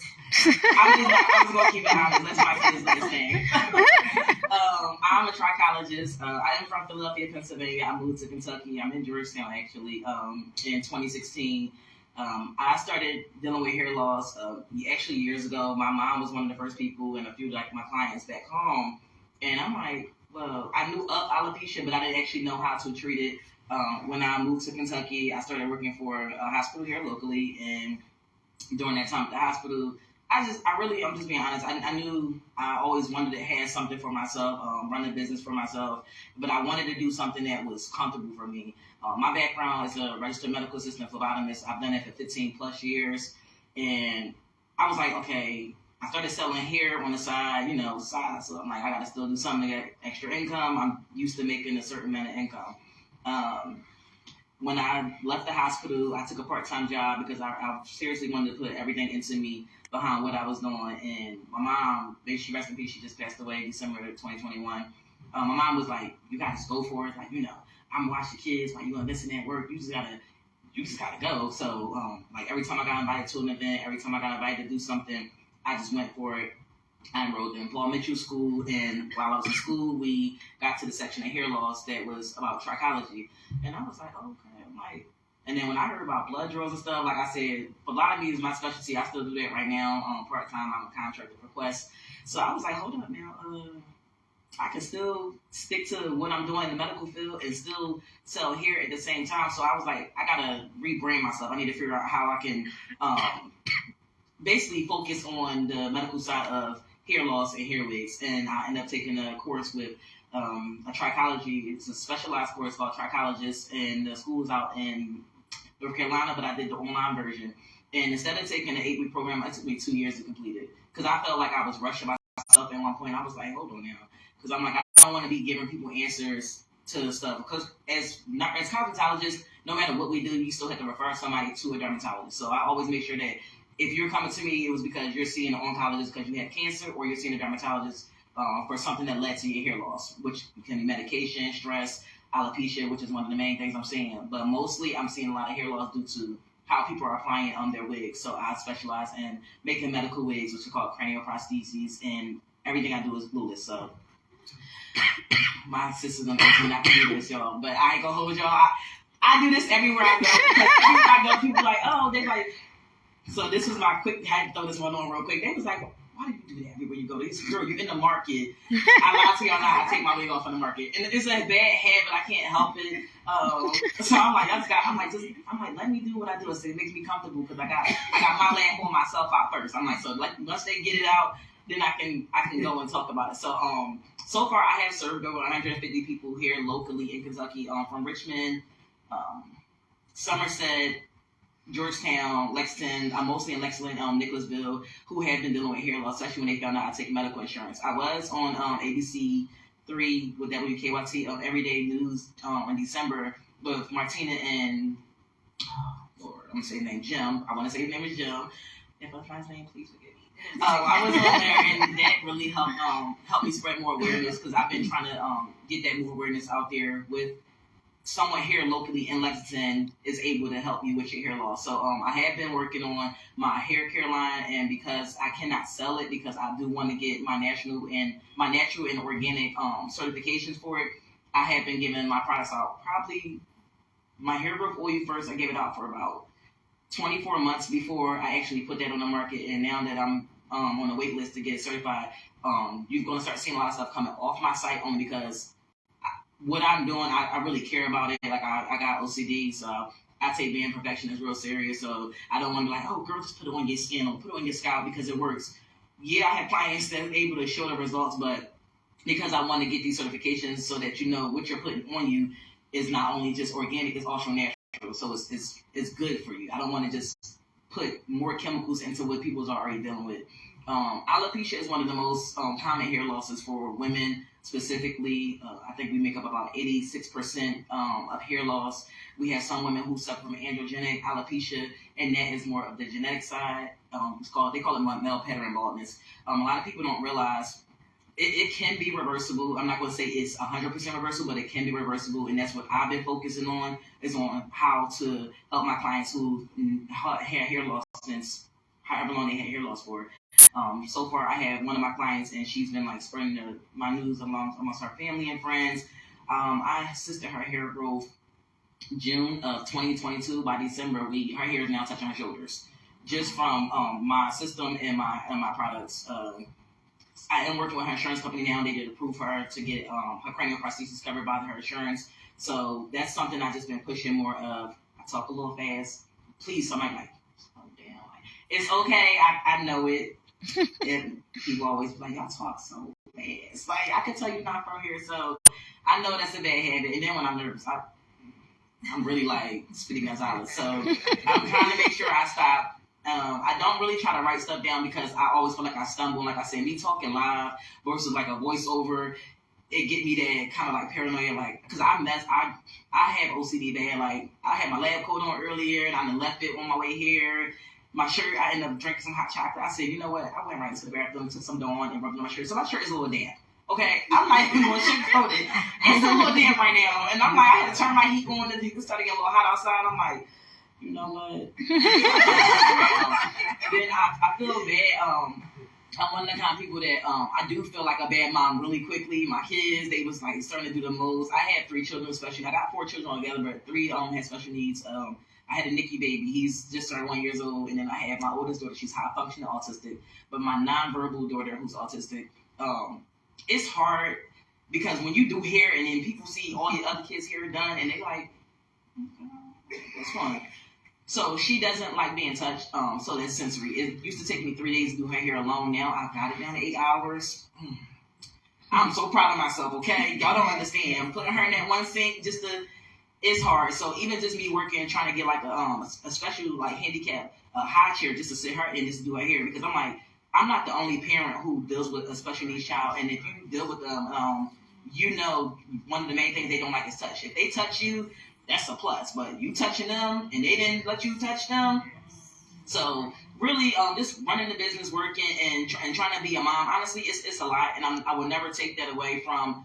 My mom was a big help to our kids. Like him working overnight, me still working at the hospital, me still trying to do this. My mom would get off work and be like, let me get the kids real quick. So her passing away, I never realized how stressed I wasn't until my mom passed away. Because now I feel like I'm a full-time parent, a literal full-time parent. I'm like, hold up now. I'm like, y'all stressing me out a little bit. I'm like, what is going on? Like, what changed? And now I feel like I'm dealing with a lot of stress. And I've noticed it changed also my hair. So I always try to use, like, literally I took my hair out because I was making some footage also. So I try to make sure that I'm being very transparent. And it took me a long time because I always dealt with, sometimes I get my insecurities, like any normal person. But I'll let my insecurities stop me from what I'm doing. Like, so if I'm trying to show somebody something or I got things planned, I will just go into like this little shell, and it would cause a lot of stress on me. And the first thing I will notice is that my hair will come out. And I mean, I'll go to comb my hair, I'm like, dang, I know I'm supposed to have dead ends going on, but I'm like, I should not be having patches and patches of dead hair. So me personally, I make sure I get my blood levels checked. So that's one of the main things when I have clients come in. I'm like, hey, these are some of the things I need you to get from your dermatologist or your oncologist before you come in. Get them to check your FSH levels, get them to check and see your CBC count. So those things matter. A lot of times we don't realize the things we put in our body, medication, the foods, environment. The environment for one, the water that we wash with, the water from our faucets. If you don't have a filter faucet, it's very harsh on our hair. And I don't know. I live in Scott County, so they send us every month the minerals and everything in our water. So we in a new house. I done put filter faucets on the houses, and there my daughter, my 6-year-old that's nonverbal, she loves spigot water. So I'm running around I'm like, hold on, Kayla, hold on, let me make sure I put this stuff on the filters, because she won't drink spring water or bottled water. It's something about the spigot water or faucet, as you guys might call it, that she really loves. So just some of those things. Talking with her doctors, I try to use everything in my everyday life to help better myself and better my brain, and be able to better explain to people. One of my clients, she's dealing with breast cancer. She's taking the medication Ibrance. If you don't know, if you're going through chemotherapy, that's the medication form is another form of dealing with cancer treatment. Instead of going through chemo and radiation, you can take medication. And the major side effect of almost all medication, including the Ibrance, is hair loss. So I am making her medical wig at the moment, which is called a cranioprosthesis. But she has about 76% hair loss, and it's going to continue until either she beats cancer or she gets off the medication. But a lot of times when we take the medications that we probably are prescribed from our doctors, also make sure that you're asking, like, okay, what can I do?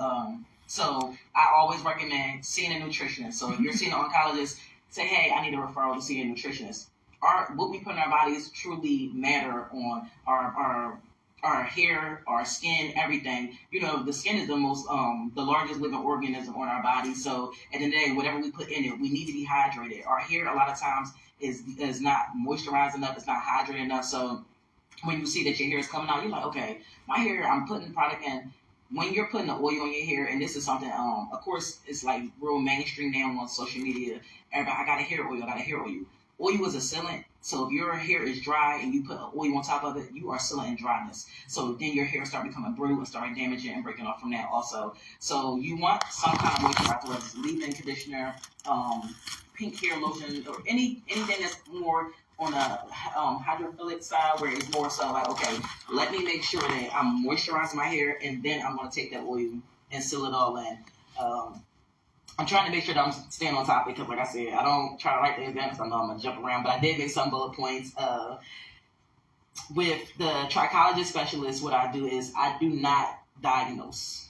I cannot tell you that you have alopecia. I cannot tell you that you are suffering from any kind of hair loss diagnosis. You have to already have been diagnosed with that from your dermatologist or, like I said, your oncologist, because typically with cancer, it does cause hair loss. So all I can do is treat you and assist you in treating you, helping you to try out some more fruit drinks and natural foods and stuff like that that'll help you also treat your hair loss from the inside out, because what we put in our bodies affects what come out of our bodies.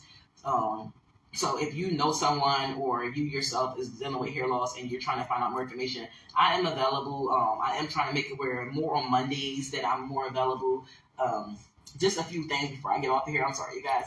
I do teach people, especially children, how to make wigs because I've been a lace. So I make the wigs one hair at a time inside of the lace. So I am looking to locally do something during the summertime so that the kids who are interested in the beauty industry, whether they're middle or high school, they're trying to get into doing something on the summertime. Like, okay, I'm bored, I don't got nothing to do. I am trying to figure out how to set up like a little summer program where I'm teaching them, because it's tedious. Them kids, they gonna see that and they gonna say, oh, it's like crocheting. But if when you sit down, you gotta actually do it. You're like, okay, now this is gonna take up a little too much time, and it'll help them. I'm from Philadelphia. I know what it's like to be in that inner city, and there's so much violence because there's not so much going on. Since I've been here, I met so many people, and then that's like some of the main things that I've heard them talk about. Like, oh, there's not much going on. I'm like, well, I teach classes. I'm like, if there's a way I can try to get like to the younger kids, because this is something that I've been doing for a very long time. I love the beauty industry. Of course, I didn't go right into it out of high school, because my grandmother, we found out she was stage 4 cancer. We was like, I'm like, don't you gotta lead up to that? All this time she told us she had diabetes, and she was not diabetic. She actually had breast cancer. She waited till her last grandchild graduated high school and then told us, and literally it trickled, and she passed away so fast. It was like none of us had time for it. So while I'm in college for biochemistry engineering, I kind of like, I need a job right now. I need something that's gonna pay right now. I switched and did a medical assistant program. I got to a hospital, did mobile phlebotomy, and then it kind of led me right back here as I came here. So that's why I said, for me, it's more so, I just wanted everything to stay where I felt more comfortable. So I'm like, I just wanted to be comfortable talking about hair loss and beauty in the same industry, and becoming a trichologist was that for me. So, again, sorry if I'm talking fast. I'm really trying not to. I just don't want to hold up the stage too long. But Shayna, I truly appreciate you for inviting me here, because that was something, You're welcome. I talked to you personally about like some recent stuff going on in my life. And honestly, the stuff that going on in my life, I could literally use that as a reason to not to just give up. But I'm just like, I feel like I got so far. This is my 4th year in business. I feel like I got so far, and I got so much further to go. And I'm like, if I give up now, that was just all for nothing. So I don't want to do that. I want to be able to continue to grow and continue to bless the next person. And like I said, just talking about hair loss and getting kids who are in middle and high school now, because I knew what I wanted to do in middle school, and I didn't have anyone to teach me. So by the time I got out of high school, I'm 33 now, and I'm just doing what I wanted to do since middle school. So I want to be able to start teaching the younger generation that's out here that know that social media, like, oh, everybody uses social media to help them. So I'm using my platform to also do the same thing. Just doing it in a more I can relate kind of way. So I really appreciate you all listening, and thank you all so much.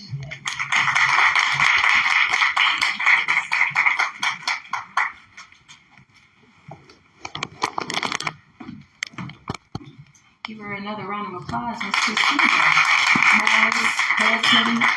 Whatever your name is. Okay, so now we're going to do the Benny J drawing, in which, let's see, I'm not going to, does anybody else want to come up and do it? No? Let's see.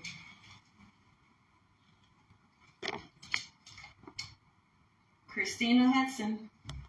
Oh, for what? Benny J, for the jazz player that was here.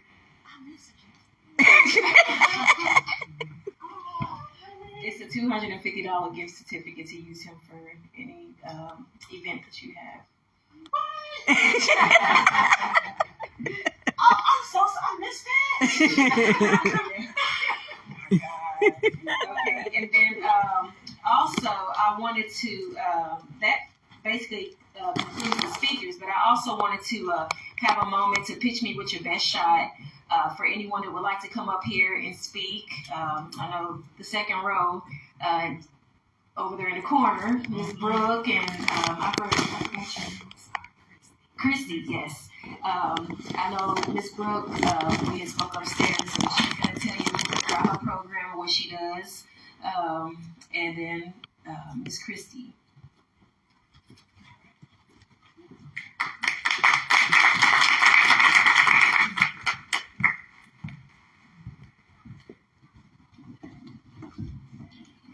Good afternoon, everybody. My name is Soretta Brooke Gordon.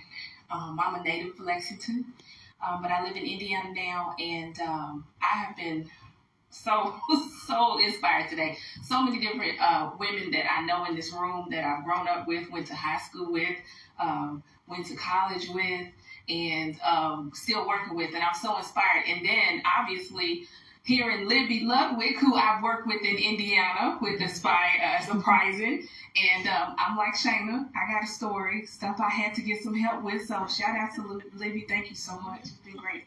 But so as I listen to everybody talk, it really gave me a lot to think about in terms of what I do. I'm a social worker. I started going to school at Kentucky State University several years ago, got my undergraduate degree, and then went on to U of L to get my master's in social work. But I kept hearing the word brave throughout all of these stories today, and glory to God for what everybody has shared, because that's how we grow, is to hear other people's stories. All of this keeping stuff in the house and we don't tell nobody what happens, we got to cut that out. We got to be able to be brave enough to talk about our life and how we've been able to grow. So part of my mission really started years ago with my mother. who has passed on. And so for all my sisters in here who have lost their mothers, we share a commonality, which is that we're motherless daughters. But at the same time, we are blessed to grow through those experiences of having grief and loss. And what has birthed out of those deaths has been amazing. And so my mother, Mary Bradley, who is a native of Lexington, had an amazing life, but she had a struggle. But she was brave enough to walk through her life through a lot of different stuff. Things that happened before I was born, and then even after I was born, that I watched her, every journey that she went through, she still remained brave. And so about 7 years ago, she was diagnosed with blood cancer, and she was living in Indiana with me and my husband. And we started talking about, like, how do we talk to the family about this? What do we do? Because cancer is something that we really haven't had to deal with. How do we get here? And I'm thinking, I'm a social worker, and I got so many things to do at work, and I got all these responsibilities. And God started opening the doors for me to move on from direct practice to working at a university. So I was able to have a little bit more free time, but that meant that I had to reserve that for her, to be there for her treatment, to be there for her on the days when, like you were talking about, all of the different medical care that you have to get and all the different things that go on in the lifestyle of someone who's sick, and then the death part. So I started educating myself. My mother was already in nursing. She had gone to school and got her nursing degree. So she's telling me all these things that she does in terms of understanding the lifestyle she's living as a person with cancer. So when we have our birthday parties, we would educate everybody that came about blood cancer, about multiple myeloma cancer. And I got stuff from the Marquis Cancer Center here at UK, and I got stuff from Bloomington, Indiana, at the IU School of IU Health Center, and the cancer centers there, and the Simon Cancer Centers in Indianapolis, where she was doing her transfusions. And I started talking to people about this, and I kind of found out all kind of people have these kind of issues. And black women, there were 3 black women in Bloomington where I was living who had blood cancer, the same kind my mom had. I was like, this is crazy. So we started talking about how we were going to build this wealth of information, and then my mom died. And I was like, oh my God, my ride or die is gone. What do I do? Because I don't have my partner in crime, and we called each other. We said we was always robbing banks. We were Thelma and Louise. That was our running joke. And so we always talked about that. But I really wanted to do something. And so in her death, she died in 2019 suddenly. And in her death birthed a whole new thing for me. And my best friend, Christy Parks, who's here, I call her every day, girl, I got these ideas. I want to do this. I want to do that. She was like, cool, what we doing? We making T-shirts. We making wristbands. We going to get people together. We're going to have all these. And I mean, we started doing stuff. I was selling paparazzi. I think we got paparazzi folks here. And I was just working with different people up in Indiana. And I started to be able to deal with the grief and loss of my mom through building what she and I had talked about. And so the family came together, and we started talking about what we're going to call it. So we call it the Brave Mary Family. And Shayna pulled me aside, and she was like, girl, your story is so deep. Like, can I interview you for Kentucky Good Vibes? And I was like, okay, yeah, why not? And so I actually got the chance to get a plug from her. But just being able to share with people our story, because it's not my story, it's my mom's story. I really feel blessed to have watched her go through her journey, but it's helped me to be able to build so much. So now I've co-authored 2 books. One is on grief and loss. It'll be out in May. It's called God's Garden, a story of motherless daughters. And then I've also helped write a co-authored book on social work for Black female social workers around the country. There are 7 of us. And we're talking about our stories of what we've experienced in the profession, what we experienced. I think somebody talked about being able, Sister Brandy in the back talked about being able to say no. We need to be brave enough to say no. We need to be able to take care of ourselves. Some of the things that my mother taught me that she did in life that she should not have taught me, but she said, you know what, I'm going to tell you what you don't do, how you take care of yourself mentally, physically, emotionally, medically, all of that. And so I would just encourage you all to tap into what it is that, you know, your gift is, your purpose is, and continue to be brave. I'm not here to sell my books. I'm not here to talk about my business more than I am just being able to say that there's a lot of bravery in this room, and I'm so proud to have been able to have come here.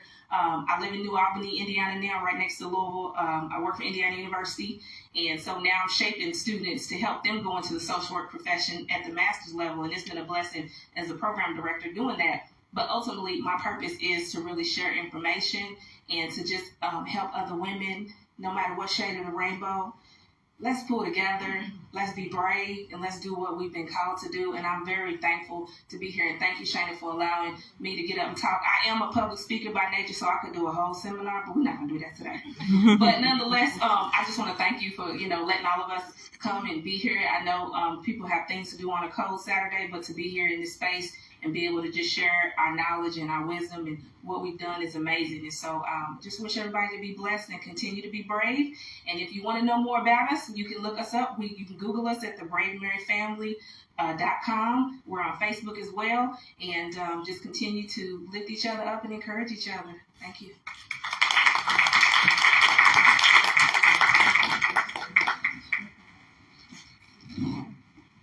Thank you, Ms. Brooke. Give her another round of applause.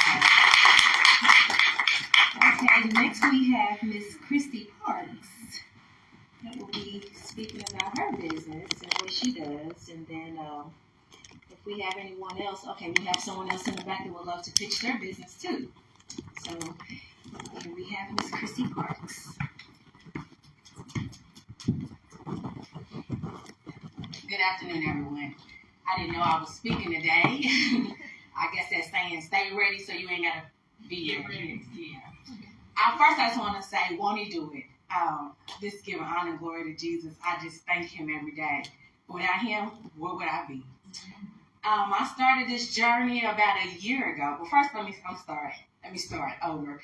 My name is Christy Parks, and I have a company called Jael's Destiny. You can look it up. It's jaelsdestiny.com. I just started at the end of October last year. I have a 2-year-old daughter who was diagnosed with autism January 31st of last year. And working in social services for years, I know a little bit about autism, but it's different when it hits your home. And when my daughter got diagnosed with autism, I was researching doctors, trying to find some kind of support, and there was none that I could find. And so I finally got connected with First Steps, and I got an occupational therapist who is wonderful. And when I was working with her, it made me say, wow, I need to be my child's resource. I want to go to school, and I want to be an occupational therapist. Never thought about the medical field. And so at this point, I was on my job for over 8 years. And so just recently quit my job. I am taking prerequisites to go in to become an occupational therapist, get my doctorate in occupational therapy. So what I want to do is help other parents like myself whose children are diagnosed with autism, and they just want to know, what do I do from here? After diagnosis, where do I go? And I want to help people in the community. I want to give outreach awareness, education, and just say it's going to be okay, and just walk them step by step and by holding their hand. And so that is my purpose today. I never knew that this is what I was going to be doing, but because God had a plan way bigger than me, this is where I am at today. And I just stepped out on faith, quit my job, and said, Lord, take me by the hand. So I'm here today, and I just want to help anyone that, their kids have been diagnosed with autism, or they're going through the motion, they're trying to find resources, they're trying to find help. And eventually I want to have my own autism clinic that's going to be a holistic approach. Everything housed in one house. So you're not driving from location to location and trying to find services. And no matter what, if you can pay or not, we're going to help you no matter what. Wonderful. I don't know how I'm going to get there, but I know he's going to work it out. So I just want to thank you all, and everybody have a blessed day. All right.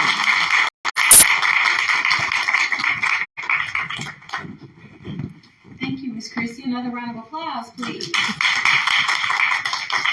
I believe we have another speaker in the back, Ms. Beverly Bowens. And then after that, we'll have Ms. June Madden come up and speak there.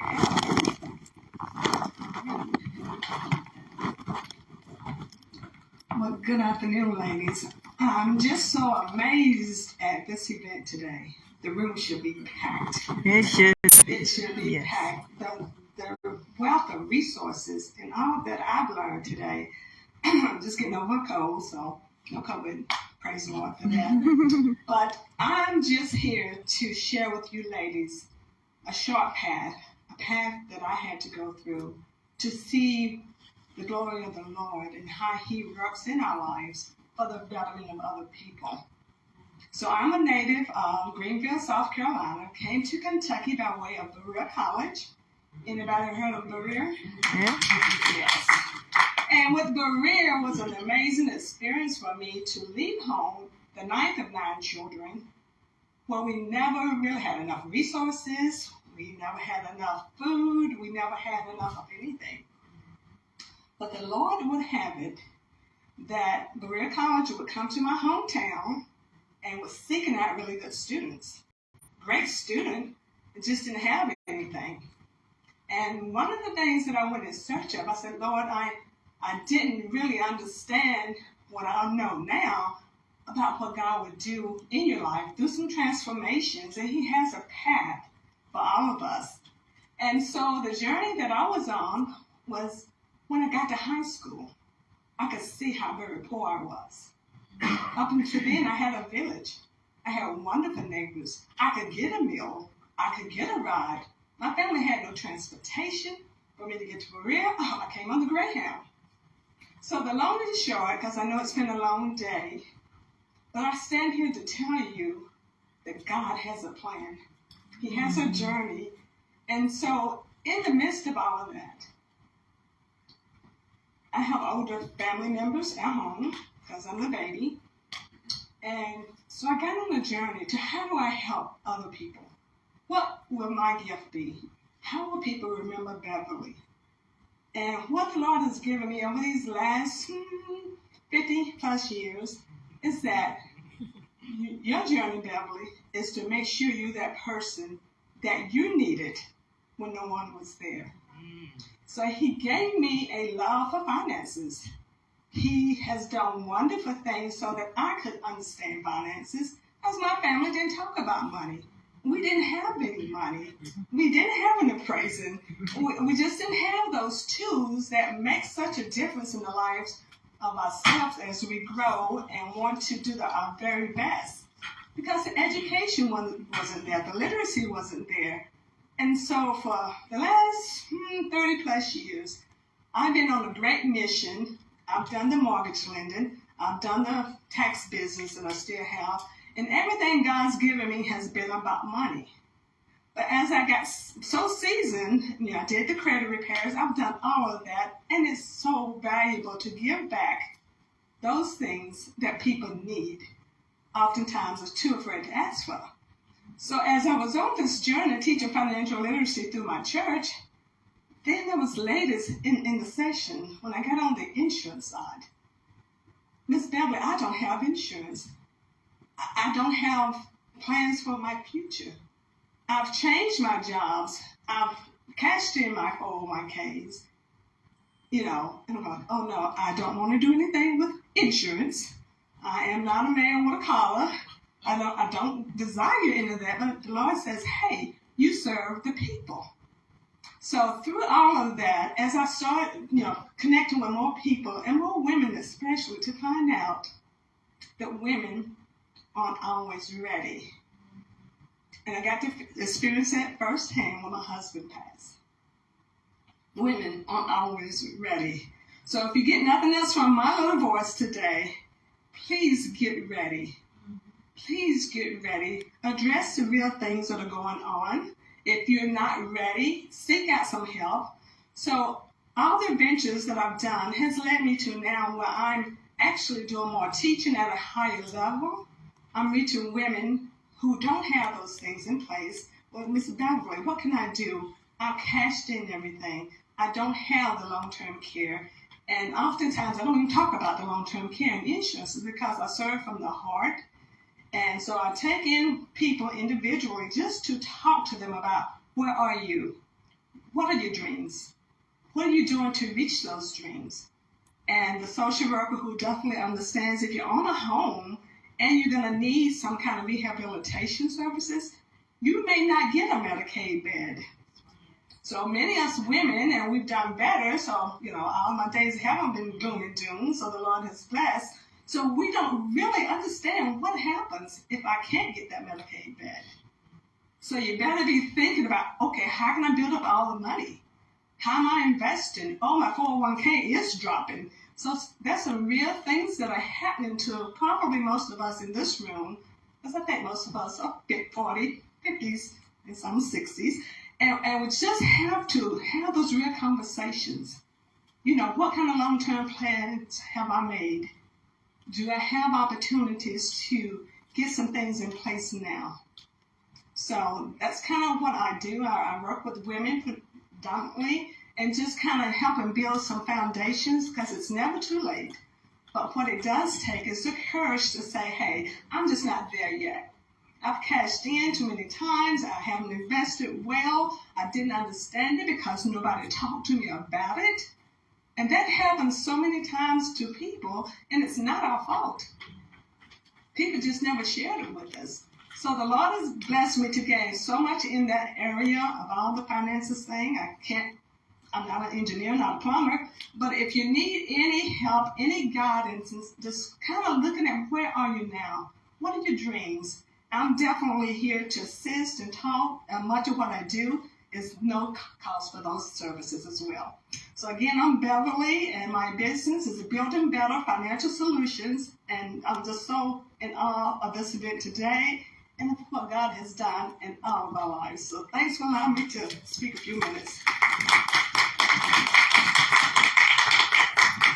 Thank you, Miss Beverly. Give her another round of applause, please. Okay, next we will have Miss June Madden, and that will conclude all the speakers for the day. Miss June Madden, can you please come up? But then I have a special surprise for you.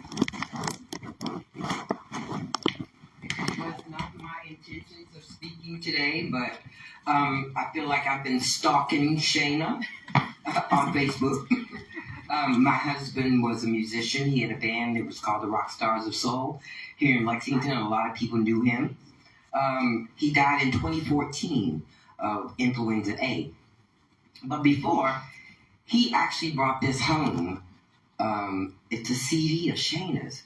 And this was before 2014. So I said, I've got to show up and at least show her this CD. I don't even have a copy of that. To tell you from which you came. People were looking out. You know, before he would have had you on stage if he was still in it. But however, to make the transition, I went to, I guess, first I would say, never be afraid to be the first. I was the first black cheerleader at the University of Kentucky.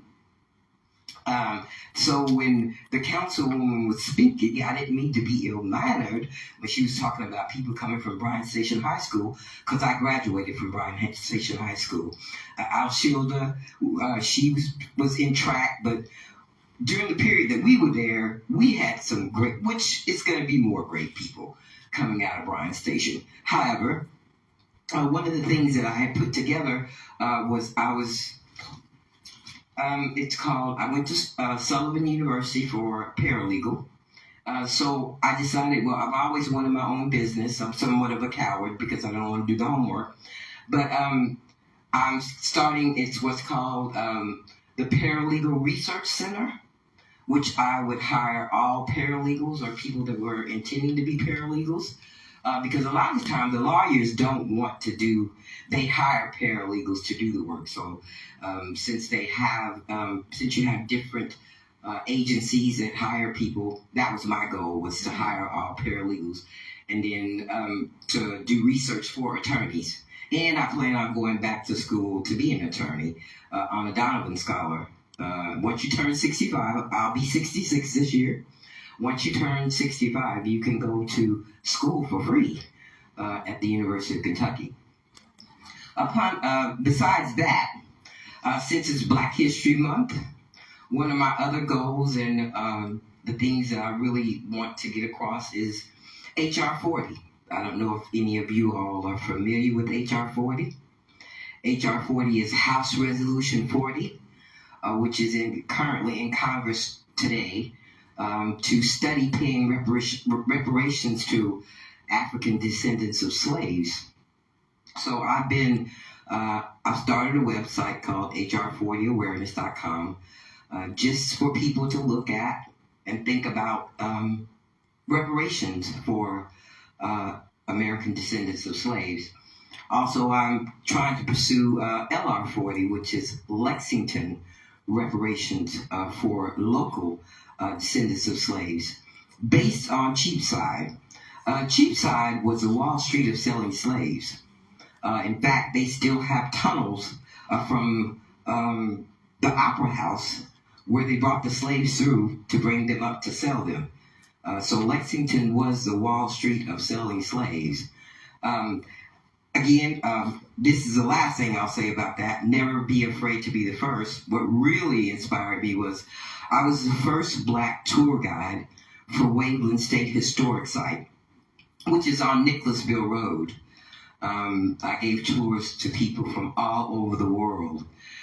People would come like from Japan and other places, but they didn't speak any English. But by the time I got through with them, they just really, really enjoyed the tour. And it's based on Margaret and Joseph Bryan, which Bryan Station High School is actually named for. They were millionaires based on hemp. And they also had racetracks there. They had 19 slaves. 6 of them he gave to his children, Joseph Bryan did. The other 13, William, Henry, Peter, George, and Gilbert, Charles and Bartlett, Essex, Moses, and Jacob were the ones that they are actually still buried under the parking lot at Waveland, because at that time they didn't excavate. But the Bryans are buried in Lexington Cemetery. So they did a tribute. If you ever go take a tour there at Waveland, it's really, really interesting. They still have the original slave quarters. Then they were pretty nice, I guess you could consider, for slaves at the time. But it's really, really an interesting tour. And I did that for like 3 years. But that's one of my goals, and if anybody's interested in supporting reparations, you can go to my website, which will be hr40awareness.com. But pretty much, thank you, Shayna, for finally letting me see you in person. Now I'll have to stalk you anymore on Facebook. But thank you very much.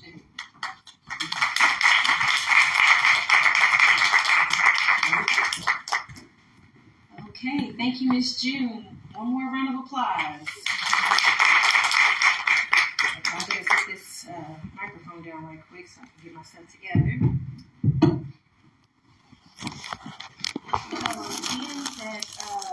Can you all hear me?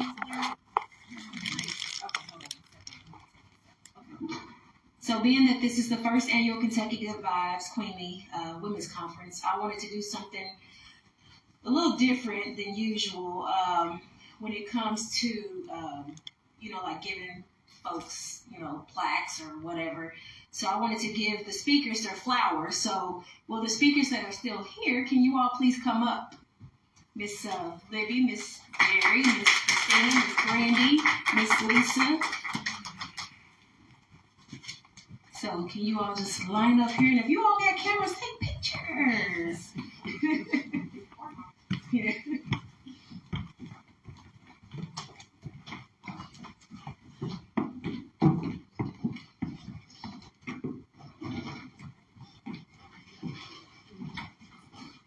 Everyone give them a round of applause.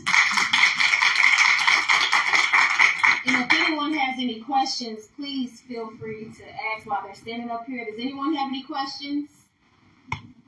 No questions? Yes. I just wanted to, I might have missed some details on certain parts of the speech. So like certain companies that everybody is for or certain nonprofits, will that be on the Facebook page too? What you said, nonprofits? Yes, because like I wanted to know more about a little bit more about each organization everybody is from, and like I think I missed some details a little bit when I was listening because I'm kind of straight sometimes, to be honest. So she wants to know about you all's company, outside of this event. So you can get in contact with me, and I can, definitely share that with you. But like I said, I wanted to give each and every one of these speakers, wonderful, powerful, amazing speakers, their flowers. And last week I was like, I want to give them something different. I made these. This is my first time making these by hand. Like, I mean, I've seen people do them for weddings and stuff. I was like, you know what? If I can do this, then I can do that. If I can do this, I can do that. I ended up making these within an hour, and it was my first time. And look how God works. But like I said, I want to give them Easter flowers. And Miss Jerry, thank you. And then Miss Christina. Miss Brandy, come on, I'll shield her. Miss Libby. And Miss Lisa, thank you. Thank you. And like I said, give them all a round of applause because they did an excellent job. And of course, we had other speakers, so I don't really necessarily have enough for everybody, but come on up here. Let's just give you all a round of applause. So come on up here, all those that spoke. Yeah, I only did 8. I got 3 left. Who's willing to sacrifice? Okay. Okay, so Miss June. And you say you're willing to sacrifice? Okay, Miss Beverly. And Miss Brooke. So step up there and scoot over just a little bit, please. And then, with that being said, like I said, we had some excellent speakers, and I really appreciate all of those that attended. And I mean, I'm looking forward to next year, 2024. More speakers, a bigger crowd. But those that were supposed to be here were here today. Yeah. You know, it takes an army, but at the same time, you know, all of these women, they you know, really send a lot of messages and resources of things that I didn't know, maybe you didn't know, like, you know, with Miss Brandy talking about heart attack. You know, I be having chest pains, but I just brush it off. And then I be talking to her all the time, and I be like, oh. She's like, girl, go to the doctor. I'm like, I'm fine. I'll just take my blood pressure medicine. But I do need to make a doctor's appointment Monday. And Miss Jerry, I mean, she's been, you know, helping me out. Everybody up here has been helping me in some kind of way. Everybody. Like, all the resources. It's great resources. Miss Libby, I mean, wow. I mean, she really helped me. And I'm not ashamed to say, you know, like, I fell behind. We all fall short. Things come up, you know, family issues, you know, relationships, all of that. But, you know, she helped me get through it. So if the Lord takes you through it, He'll help you get to it, whatever you say it. Y'all know what I mean. No? Yeah, there you go. But I'm going to add everyone else's name back in here because someone needs to be crowned for the day. Whether you're out in the crowd or whatever. So somebody's going to be crowned today. And like I said, I'm going to put everybody's name back in here. I'm the driver's lady. So we're going to shake his bag up. Let me put this microphone down. Okay. Yeah, we're going to shake his bag up real good because somebody's going to be Kentucky Good Vibes first annual Queen outside of myself. But we're all queens. That's right. Okay, Miss Brandy, go ahead and draw.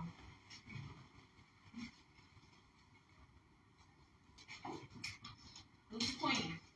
Michelle Caldwell. My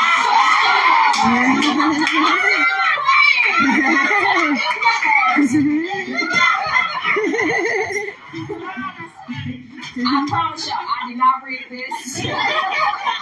She's just my sister. Let me put your crown on, sis. You my hero.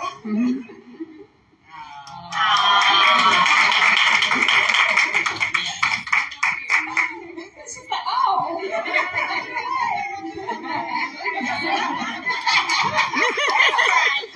Okay, well, that concludes the event, and thank you so much. And if you all want to take pictures right now, because we need a photographer, because I didn't have a photographer that showed up, but it will be, I want everybody to get in the picture. Somebody out there will take pictures of us. So I'm going to go out here and try to find someone to take the pic, but I want everybody up here on stage to try to get a pic together, if that's possible. So everybody come up on stage, and I'll be right back. And thank you all for participating and coming So I'll be right back. And in the meantime, network in there is still a lot of food upstairs on the 3rd floor. So I'm about to open back up that door so you all can eat and network and go from there. And don't forget about the vendors outside. They have some wonderful items out there. Make sure you all check them out.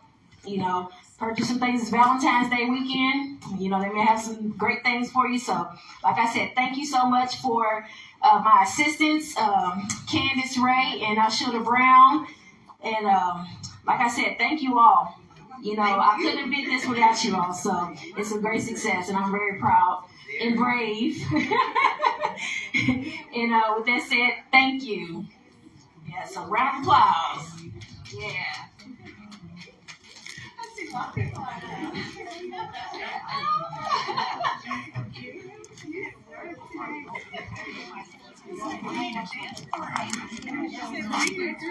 We all need to sing.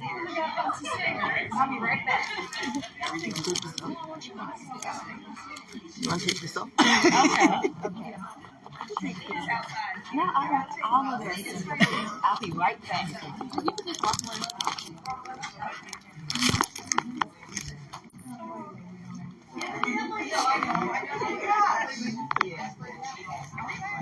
Yeah, we live.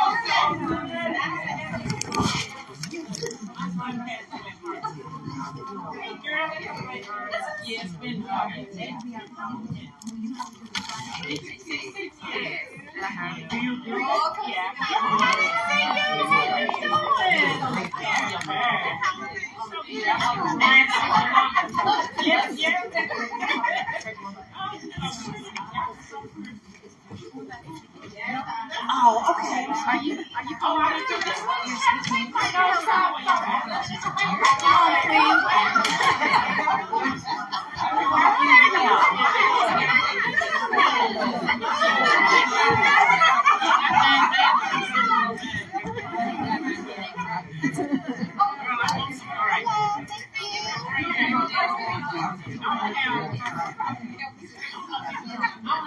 Are you getting a picture? Are you getting a picture?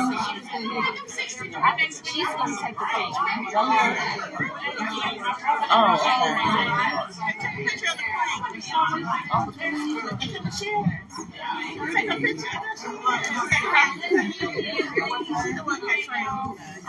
Yeah, she's the queen for the day. She thinks, look at her. We're not going to be able to stand at work tomorrow. Sunday, Monday, we're not going to be able to stand. I was hoping you get to come right here. Yeah. Okay. She working UK too? Yeah, I didn't know that. University of Amsterdam. She does student help upstairs.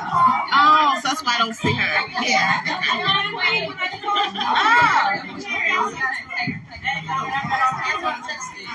Is she gonna take the picture? You gonna get the camera back?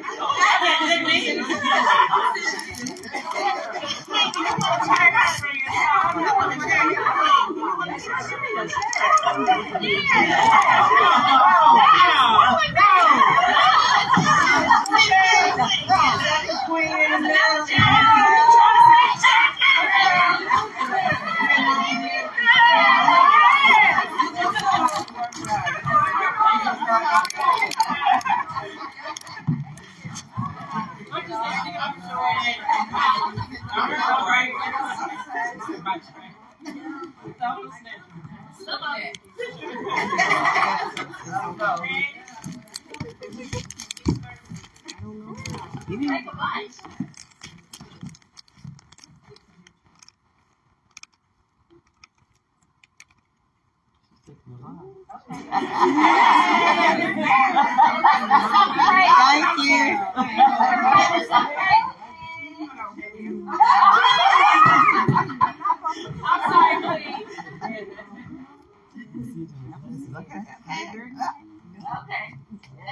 Thank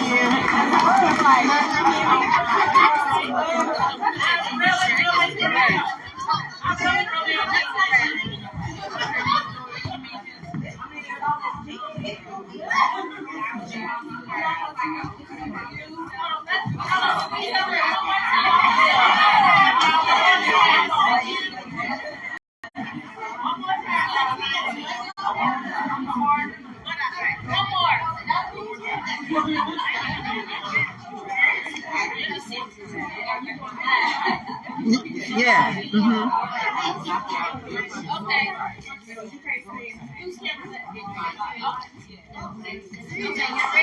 Hello.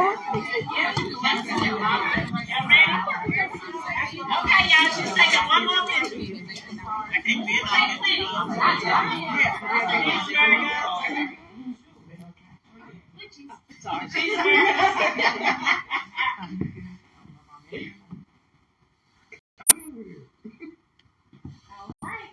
Thank you. Thank you, guys.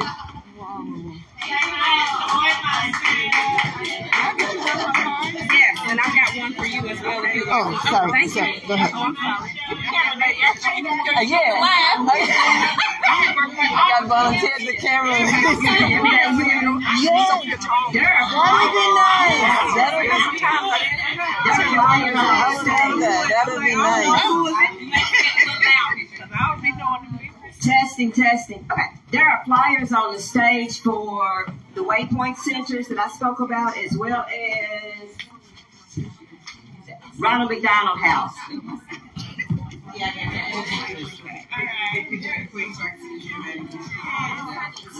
Thank you. You might want to post it on the email.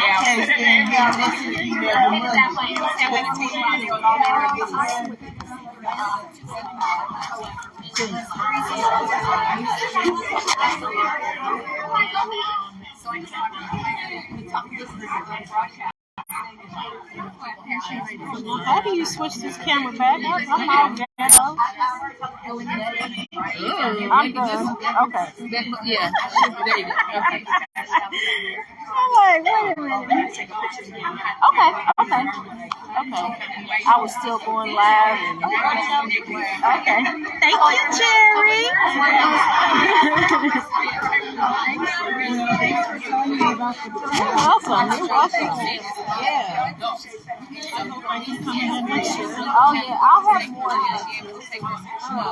I have your Yeah. So like, we usually have events like maybe in the mid of